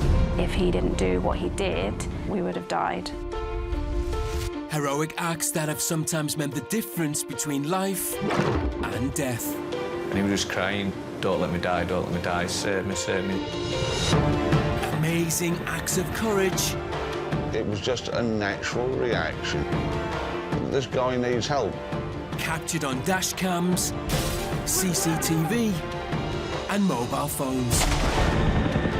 Incredible stories from the UK. He put his life at risk just to save me. And across the world. Mayday, mayday, mayday. All the people that assisted with my rescue that day are my heroes. We genuinely owe our lives to him.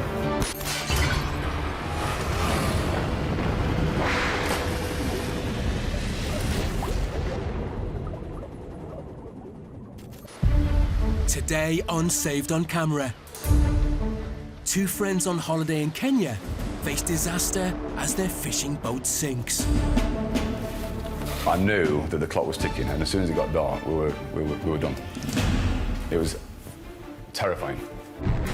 In Alabama, USA, a skydiving student in a panic spins out of control, endangering his and the instructors' lives. He kind of just pushed off the plane without actually stepping off the plane. It immediately sent us all onto our backs. I come out of the plane and we start flipping around, the horizon's spinning. Your orientation gets pretty messed up when you start doing that. Thought I was going to die.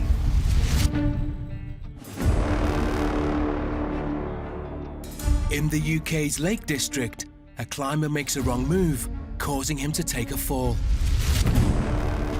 Smacked into the cliff 20 feet below.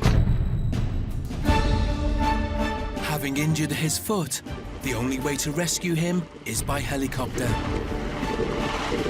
But there's a problem. The helicopter pilot started saying, "This is a really windy night. I'm really struggling." And in London, a fire has started in the middle of the night in a block of flats. He was shouting and screaming that his friend was trapped in a flat across the road. It was a basement flat and it was on fire. The residents are all asleep. Just get out. They need to get them out, and quickly. Mayday, mayday, mayday. 10 miles off the coast of Mombasa. Sinking. A dream trip for two men turns into their worst nightmare. Mayday, we're going down, we're going down, we're going down. We're essentially dead in the water.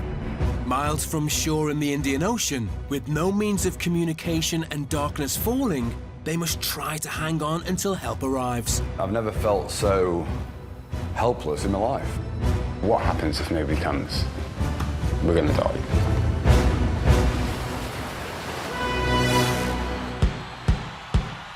Friends Ash and Mark first met at a festival close to both their hearts.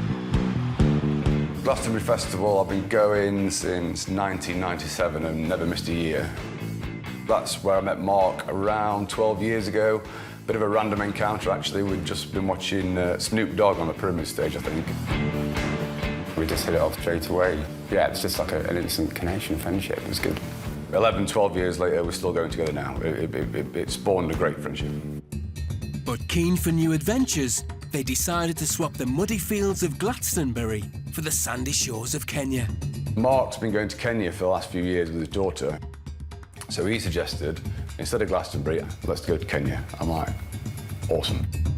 Well, I'll take them on safari, show you around the country. It'd be an amazing experience. And for Mark, there's another pull to Kenya. I've been big game fishing, particularly in Kenya, since I was 9, 10 years old, on the boat nearly every morning. Seasoned fisherman Mark was excited that Ash was going to join him this time. We decided to book just one half-day trip, just as a taster for him.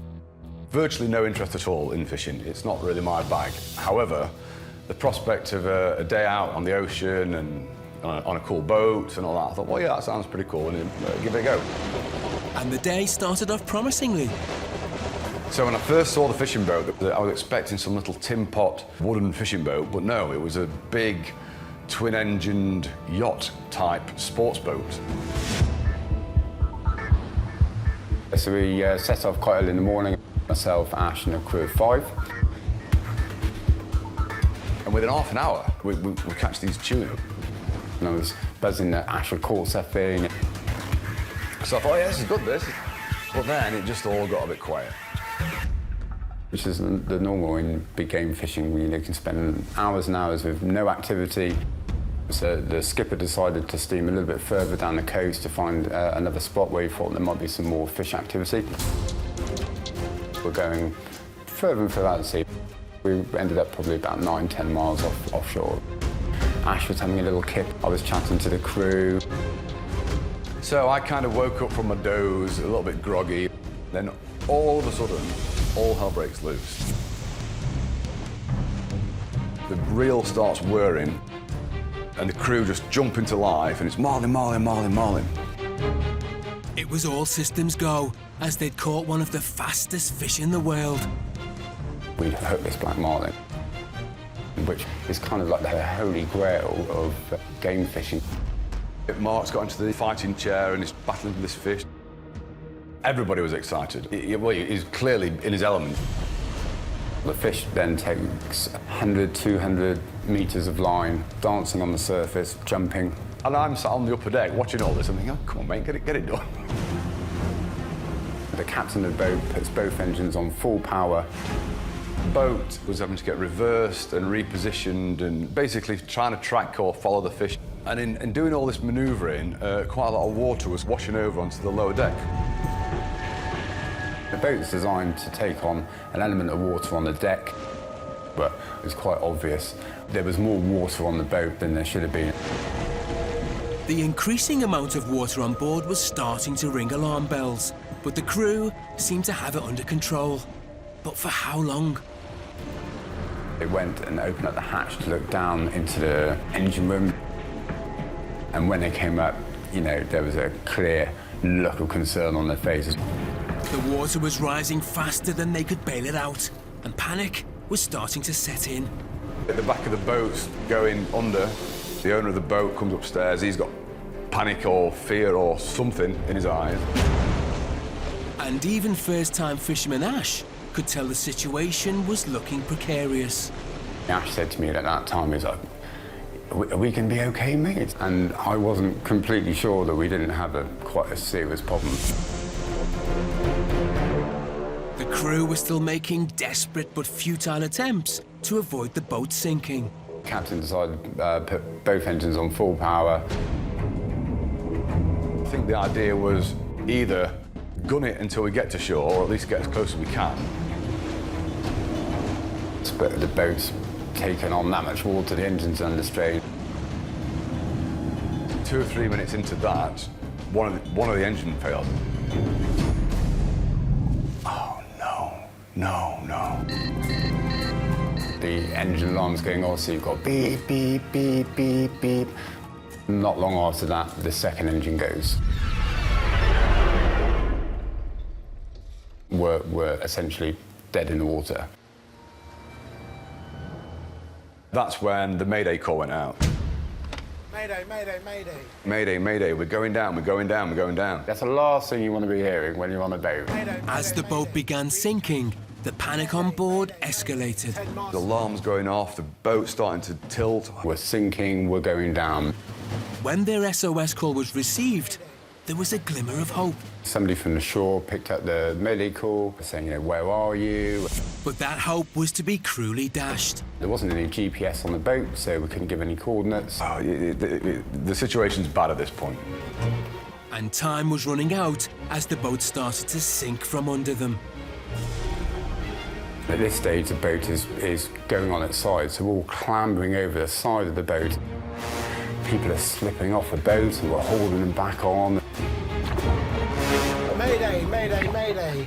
The boat was going to sink. We knew we needed to get off it. It was at this point when I said to the guys that when this thing goes down, we need to make sure we're well away from it. And everyone moves away and let go of the boat, and down it went. Within a couple of minutes, the whole thing just went.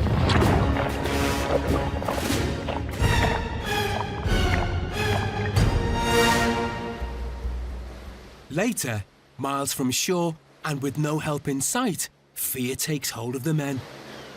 I said to Ash, don't mention the S word. And then it's spelled out S-H-A-R-K. It was harrowing times, man.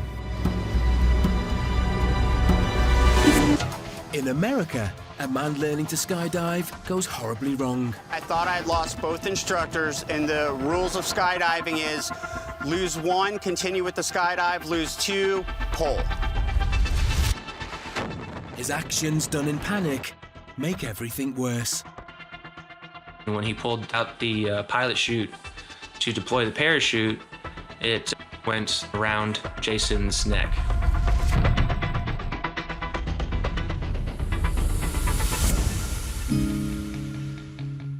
Jason Hills has a passion for extreme sports, one of which takes place 14,000 feet in the air. I love skydiving. It's freedom. I don't think about anything else but just what I'm doing at that moment. Everything leaves my mind. It's kind of like my therapy. Jason chose a center in Alabama to make his 4th ever skydive. Instructors Sam and Stephen were there to prepare him. It's usually not a problem teaching somebody on the ground, but when you get up in the air and there's the stress and the sensations and the noise, and it's almost like fight or flight, and they're just they're worried about surviving. As they reached 14,000 feet, Jason's fears had heightened. As soon as it got to altitude, it became real when that door opened. The jump is supposed to be, you exit the plane with 2 instructors holding on to you. The student's supposed to give us a count, like a 1, 2, go. And we got the 1, 2, go, but he never really went. He kind of just pushed off the plane without actually stepping off the plane. And once that happened, it just kind of got a little weird from there. It was like I was pulled out of the door and almost thrown over the top of Jason. The unique situation in this one was he was upside down like immediately out the door. Usually, they flip over as we're going out. I come out of the plane and you start flipping around, the horizon's spinning. Your orientation gets pretty messed up when you start doing that. With the clock ticking, the instructors must get this dive under control. But in the chaos, the worst happened. I opted to let go because Steven, he seemed to be more in control than I was. I thought that I was the one that was supposed to let go. After I let go, I realized that no one was holding on to Jason. I knew I had lost Steven, I knew I had lost Sam, and I was alone in the air.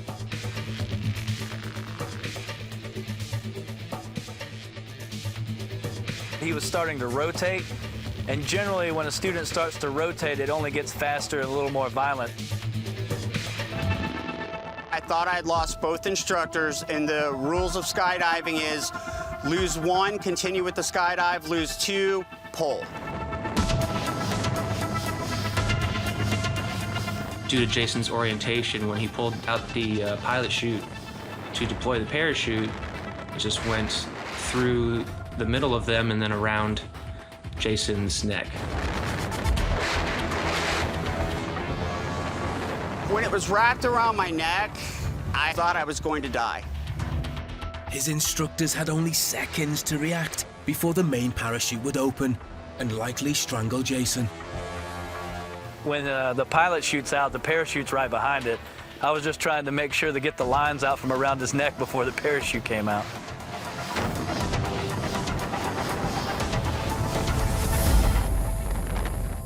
In the nick of time, Sam had managed to remove the lines from Jason's neck. There was definitely a huge relief that he had a parachute and was going to be able to fly it now. But as Jason had pulled the whole parachute too early, he was about to lose contact with his instructors. After his parachute deployed, we separated from each other and came on down to a lower altitude before opening our parachutes. First thing we were trying to do is make radio contact so he didn't fly too far away from the airport. Usually, you're not under canopy very long before you have radio communication with your instructor. The problem was, I had opened so high, I floated around for 6,000 feet before I had radio communication with him. Finally, the ground was within reach. He just needed to land. He landed about like a typical student does. They usually land a little bit hard on their first, I would say, 6 landings before they actually figure it out. When I got to the ground, it was relief. It was just amazing. I was so happy that I lived through that. After such a close shave, all 3 men had made it down pretty unscathed. It was a little jokey and light because we try not to make it seem like, you know, oh my God, dude, you just almost died. It was more of just a camaraderie and laughing about it, and hopefully it won't happen again. And despite his close call, Jason, a natural-born adrenaline junkie, isn't planning on curbing his skydiving anytime soon. A lot of people would have quit skydiving after that jump and maybe started bowling. But not me. I came back and my jump count's around 240 skydives. But this is one skydive instructor Sam is not adding to his list of best adventures ever. To date, the jump with Jason is my worst student jump that I've had. I actually have not had a student get away from me, deploy around his neck. Yes, this was quite a unique situation, honestly. And Jason knows he owes his life to Sam and colleague Stephen. I was so thankful to those guys. They did what they were supposed to, but they're very humble about it. They saved my life.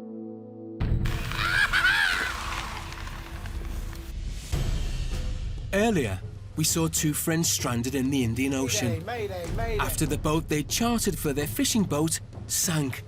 Within a couple of minutes, the whole thing just went. And down it went, and that was it. With their mayday calls having gone unanswered, they feared the worst. We are adrift, 10 or so miles offshore and were at the mercy of the ocean. It was terrifying. Now, in deep water, adrenaline and survival instincts kicked in fast. We needed to stick together, so we created a circle, and we all held on to each other's buoyancy aids and rings, and so we were like, nobody let go of anybody. But as the men treaded water, fears were starting to surface. For me, our biggest risk was drowning. What happens if nobody comes? We're going to drown? We know we're going to die. Never felt so helpless in my life. I knew that the clock was ticking, and as soon as it got dark, we were done. What they didn't know was that their Mayday call had been picked up by a Singaporean oil tanker waiting to port in Mombasa. Chief Officer Lucas Hopp and Captain Robert Mikulski heard the call. We were on the bridge together, and then suddenly we hear on the VHF Mayday calling. Mayday, Mayday, Mayday. Dreamcatcher. Mayday, name of the vessel, Dreamcatcher, and we are going down. It's human's life. That's the most important for us to rescue them. And then we start looking around to try to find them. Despite wanting to help, without exact coordinates, they were searching for a needle in a haystack. It is a very large area to search for. So it is very, very big problem to find the vessel. Back with the men, drowning wasn't the only worry for the group left floating in the open ocean. There was a point where I said to Ash, don't mention the S word. And I thought he meant shipwreck. And then he spelled out S-H-A-R-K, shark. And I'm like, what on earth have you said that for? Because I'd never even crossed my mind at all about sharks in the water until he said that. And of course, once he said that, that's all I could think about. So that was going to, be a concern, especially after it got dark. I became very aware of how much I was paddling my feet, treading water, and I made a conscious effort to minimise my movement. We observed some fishing boat. We have binoculars, and the distance was about 8 miles. The vessel was capsizing. The swell was incredible, really. 3, 4, 5 meters at a time. All you could see was a wall of ocean. It was unbelievable, unbelievable. So you're scanning the coastline. On the horizon, we could see a ship. Finally, they had a glimmer of hope. All our focus was on this vessel. What if it just keeps going? What if it hasn't seen us? What if it just sails past us? Because I knew that was pretty much our only chance. Nobody else were coming. And if this tanker doesn't stop, we're done. And we just watched it about 40 minutes of heading towards us, but not directly to us, but heading in our direction. Anyway, it was difficult to see. We could see only heads. We could see only heads in the water. And I guess it got to about half a mile away from us, and then it just stopped in the water. And it sat there for what seemed like an eternity, with nothing happening at all. It was harrowing times, man. Finally, the ship's lifeboat was on its way, and the wait looked to be over. We lowered the boat, and in about 5 minutes, we were very close to the people in the water. Then I swam out, got the rope, and then took that back to the crew, and then we all ultimately pulled ourselves up on the rope. We just start pulling them to our lifeboat to pick them up on board. As the nightmare came to an end, Ash was overwhelmed as he stepped onto the lifeboat. I looked up, and the guy piloting the boat, Chief Officer Hopp, looked down at me. I said to him, now you are safe. So all the adrenaline and everything else just left my body, and I just absolutely crumbled. Yeah, he looks happy that he's on the boat now. And that was it. It was the most amazing feeling. But there was one last challenge they had to face. Picking up survivors from the water was only the first part of the rescuing operation. When they came alongside the vessel, it was the second part, which was also very difficult because of swell and state of the sea. As we were looking out, we can see the ladder doing this, and there was a very real danger of us getting smashed and squashed between the lifeboat and the ship. One more difficult thing was that all those survivors had seasick, so they were weak at the moment of climbing to the ladder. Thankfully, there was a large crew on the tanker to assist with the final stage of the rescue. When all of them were on board safely, I took a deep breath and I was happy that we could save them. And they just really looked after us, you know. Chief Officer Hop reappeared. He came to see us, made sure we were okay. Lots of crew members were coming up and asking if they could take our photos. They've been involved in quite a major rescue operation, and they wanted to come and see who they'd plucked out the ocean. Now safe, the adrenaline left the men, and the reality of the ordeal hit them both. Me and Ash, we literally just looked at each other and were like, wow, like, I cannot believe what we've just been through, and we're so, so lucky. In the Lake District in the UK, a dramatic ground and air rescue is launched when a climber falls off the side of a mountain. Next thing I remember was just smacked into the cliff 20 feet below. Keswick, a market town sitting at the north of England's Lake District. It's a popular stop-off for tourists and outdoor adventurers, and it attracted Bob Woods and his wife to open their own B&B in 2004. We're very lucky to live here in the Lake District because everyone's so friendly. Everyone's here for almost the same reasons. Everyone just loves the outdoors. Bob's days are full, and not just with the B&B. I play in a ukulele band in Cockermouth called the Kooks. I do a lot of mountain biking, lots of climbing, weather permitting. I've been climbing 15, 16 years, 17 years. So I'm very competent. My head, which is the most important part, my head generally is all over it. But it's not his head that is the problem. It is his sense of direction. Something Bob would admit causes a few jokes in his local climbing club. I've got a very big reputation for getting lost on routes, and I'm often wandering all over the place, which brings lots of amusement to lots of people. Even me, because it's like, you know, what's the worst that can happen? Bob was going to find that out, and on a special day too. It was a Keswick Mountain Club meet, and it just happened on my birthday, July the 18th. It was Miners Crag. Miners Crag is over on the Newlands Valley, so it's quite remote. It's not so well climbed, so there's lots of stuff where there's never been grabbed hold of before. The climbers divided into pairs. Having started with a relatively easy climb, Bob and his partner Dave decided to take it up a notch. Harler is hard, very severe, but we were warmed up and we're both quite competent, so off we went. The first part was really straightforward and I led it very comfortably. Their first position, known as a pitch, they'd successfully climbed, and it was Bob's partner Dave who took the second ascent. He went up maybe 15 feet-ish, and he said, oh, blimey, this feels a lot harder, Bob. Do you fancy having a go? And I got 15 feet above Dave, and I said, I put a bit of gear in. A cam is like a little device. You push a little sort of lever on the end of it, and it gets smaller. And then when you feed it into the crack, it just gets wider in the crack and hopefully holds. And I clipped it and I said to Dave, if I fall on this, there is no way on earth this is stopping me going anywhere.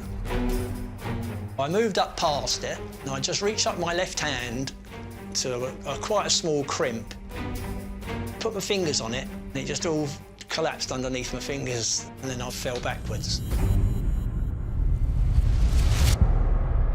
I smacked into the cliff 20 feet below Dave. Dave is now taking my full weight, going at whatever miles per hour. Moving at that speed could drag both climbers off the crag. Dave had put a bit of gear in, And lucky enough, that held both of us. So this one tiny little bit of gear, about an inch wide in the crack, had both of us hanging on it. The pair were dangling off the cliff, and Bob knew a further fall would likely have been fatal. It was just pure rock underneath us. It was just lots of rocks. And hopefully it just been very quick. Later, things go from bad to worse. I just sort of sat for a couple of minutes, stood up, agony, sat down, stood up again stupidly. The pain was awful. Earlier, we saw friends Ash and Mark rescued following their fishing boat sinking off the coast of Mombasa.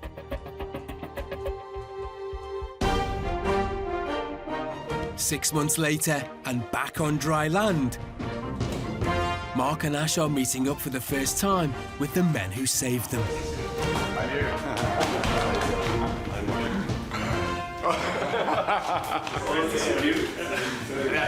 You know, Ash was sort of, it was never his kind of thing. He was like, you said this was going to be a good trip out. You know, look what's happened. I was like, oh my word. Actually, when we were still in Kenya, it wasn't so bad. Once we got home back to the UK, that's when when you see your family and all the rest, that's when the shock of it all hit more so, I think. And how thankful we are to you for, of course, of course. Saved our lives. Yeah. Literally, saved our lives. My only worry was that if you can climb with no injury on board right, the vessel. Yeah, that was quite a climb up the side of the tanker. Yeah. But not that it mattered. But yeah, but what a relief, you know, and of course you're the first face that I saw, and you looked down at me and you said, that was a good face to see. It's like, yeah, so you looked at me, I'm all obviously stressed, and I looked up and you looked down and you went, you're safe now. And as soon as you said that, I just crumbled completely. The men know just how lucky they were and who they owe their lives to. If we hadn't spotted them, they would have been in a hopeless situation because it was some 5 hours until darkness, and after darkness it would be impossible to find them in the water.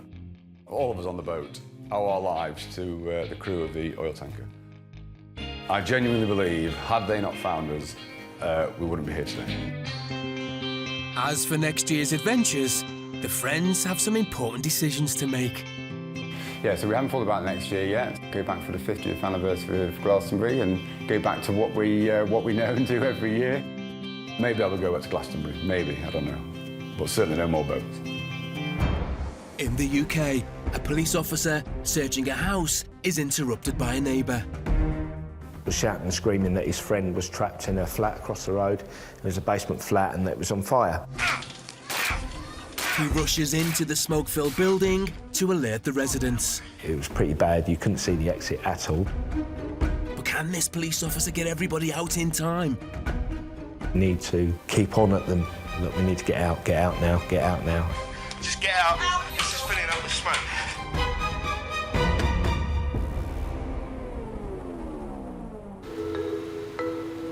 PC Neil Dobson is a police dog handler and has been with the force for 22 years.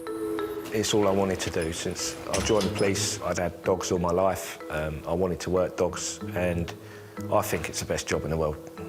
I like helping people, obviously, and I like going out there and making a difference. My bread and butter work is normally searching for people that run away from the police, searching for drugs in vehicles, drugs in houses, firearms and hidden cash.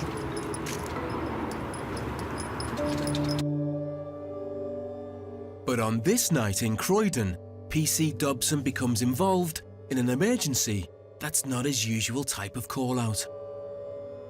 I was searching a house for drugs when we had a knock at the door from a member of the public who was shouting and screaming that his friend was trapped in a flat across the road. It was a basement flat and that it was on fire.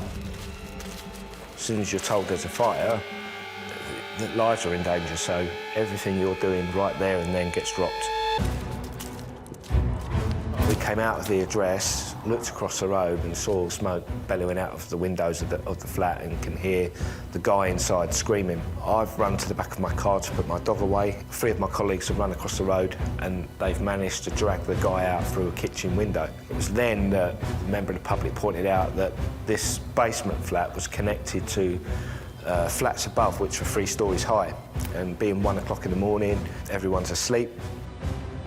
With thick smoke rising rapidly into the upstairs flats and residents unaware of the situation, PC Dobson races inside to raise the alarm.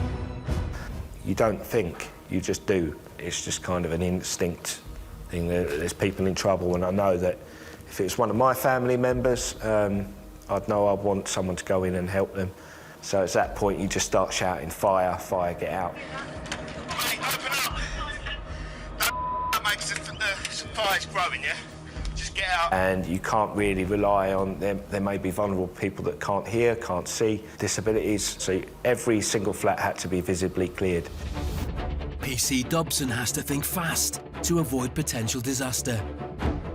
It was at that point that I realised, actually, I've really got to just start kicking doors in, because there wasn't time to allow for people to react and come out and put their clothes on. It's the case if you need to get out now, because the smoke was starting to fill up into the ground floor. There were 2 girls that came in with me into the flats, and they were helping residents out.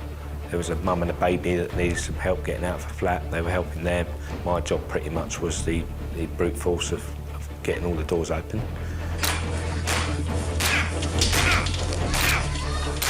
I got all the way up to the 3rd floor.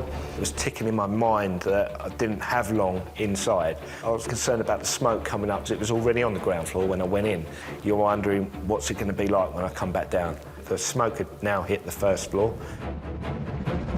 It's disorientating when you can't see, and it's a little bit confusing, and obviously you can't breathe, so you have to hold your breath. I can't see. You could see probably about to sort of here. It was pretty bad. You couldn't see the exit at all. But with the smoke rising and time running out, PC Dobson gave it one last go. Tried kicking it, then we realised it was bolted from the inside. PC Dobson manages to get into the last flat and thankfully discover that nobody is home. I forced in probably about 8 to 9 doors. Yeah, and it was the final one that bust my foot. It was the fact that I was aided by a big adrenaline rush, so you don't even notice it at the time. It wasn't until probably about 2 hours after the incident that I went to get out of the car and stood on my foot, and then I was like, ouch. PC Dobson guided the disorientated residents through the thick smoke towards the exit. People were standing out now on the street in dressing gowns, and you hear the fire engines coming and you realise how serious it is. Usually, it's the fire brigade who are first on the scene of a fire, so it comes as quite a surprise to Station Officer Catherine Skinner to find police officers. Normally, we will be there quicker and on scene dealing with the situation long before the police or the ambulance arrive.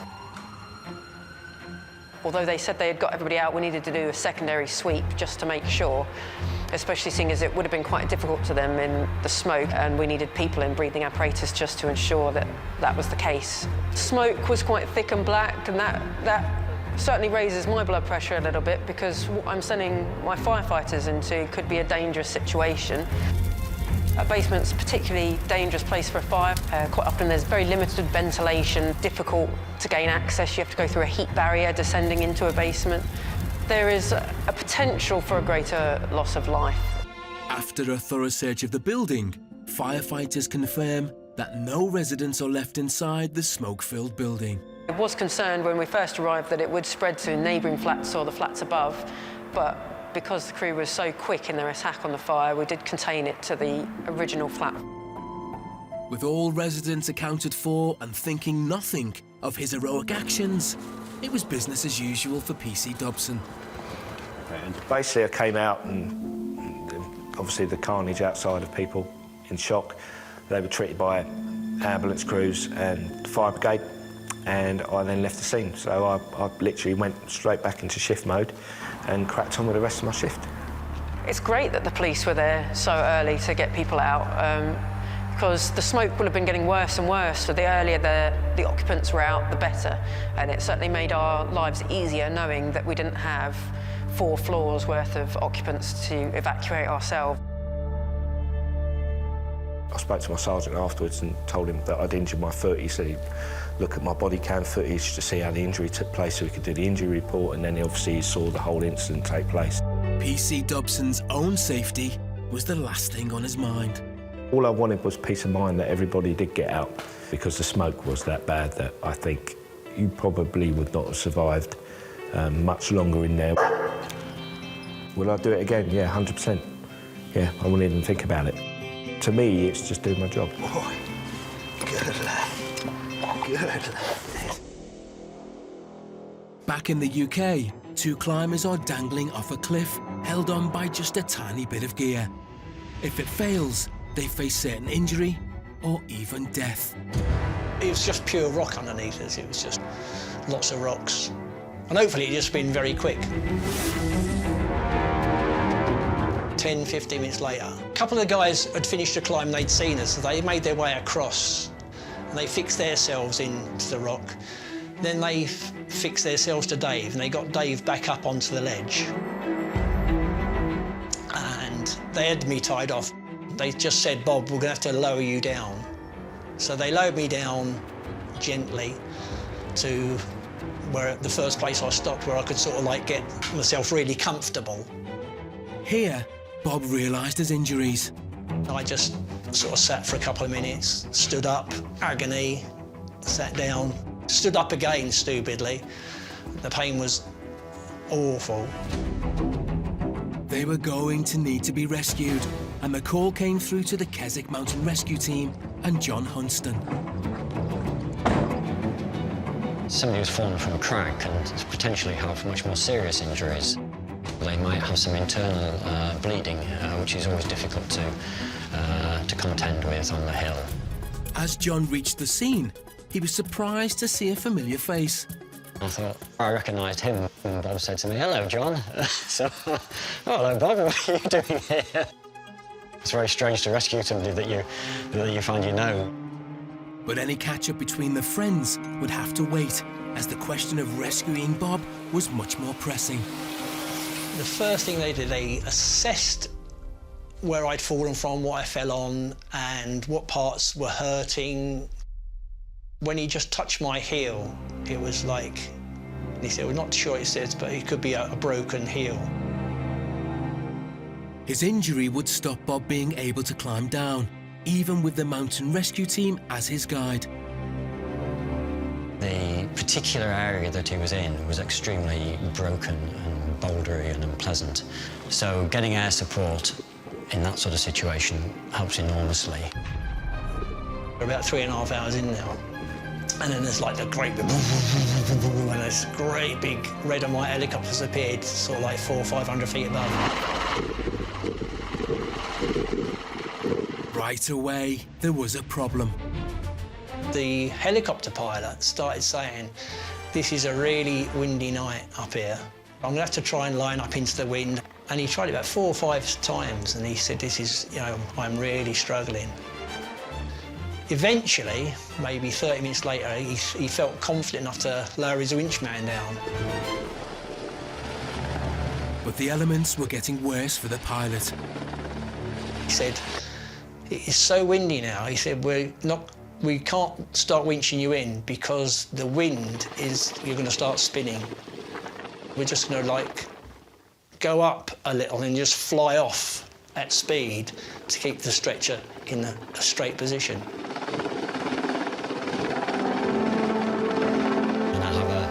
An enduring vision of him sort of disappearing into the sunset underneath his helicopter. When Bob made it inside the helicopter, the crew did their best to end his ordeal on a happy note. The blokes winched me into the helicopter and they started doing all the paperwork there and said, oh, July the 18th. And then they started singing happy birthday to me, which was really nice, because nobody else had that day. They were the first. At the hospital, X-rays confirmed that Bob did, in fact, break his heel, but he knows it could have been much worse. Yeah, if I'd have hit my head on my neck, that would have been all over there, maybe, so I did get away with it. Bob knows that it's all down to the skills and dedication of Keswick Mountain Rescue, and he still pops in to visit them and update them on his fundraising activities. Hiya, John. All right, How you doing? Good to see you again. I was just walking past, I thought I'd pop in and say hello. Yeah, that's nice. That's nice. How's Tricks? Is it 2 years ago now? 2 years July. Is it? Is it? Yeah. But still hurting. Is it? Still hurting. Oh dear. Doctor said 1 year, now it's been 2+, and I'm still, still not quite right. So what does that stop you doing? Nothing. Oh right, good. I'm just it's not a pain, it's discomfort. It's as opposed to pain. Bob, though, retains a positive outlook on the events of that July day. It wasn't a bad way to finish a day up. A nice helicopter ride in the sunset. It was a great birthday present, wasn't it? Helicopter ride. Yeah, you pay a lot for that. I'm sure I owe somebody a lot of money for that. Especially you guys, walking all the way in. And he has a fundraising update for John after a successful busking event with his ukulele. So we started at 11, and by 1 o'clock we had raised about 300 quid plus. We know it's going to a very, very good cause. Yeah, that's fantastic. We really appreciate that. I was very, very lucky, yeah. It could have gone very, very wrong.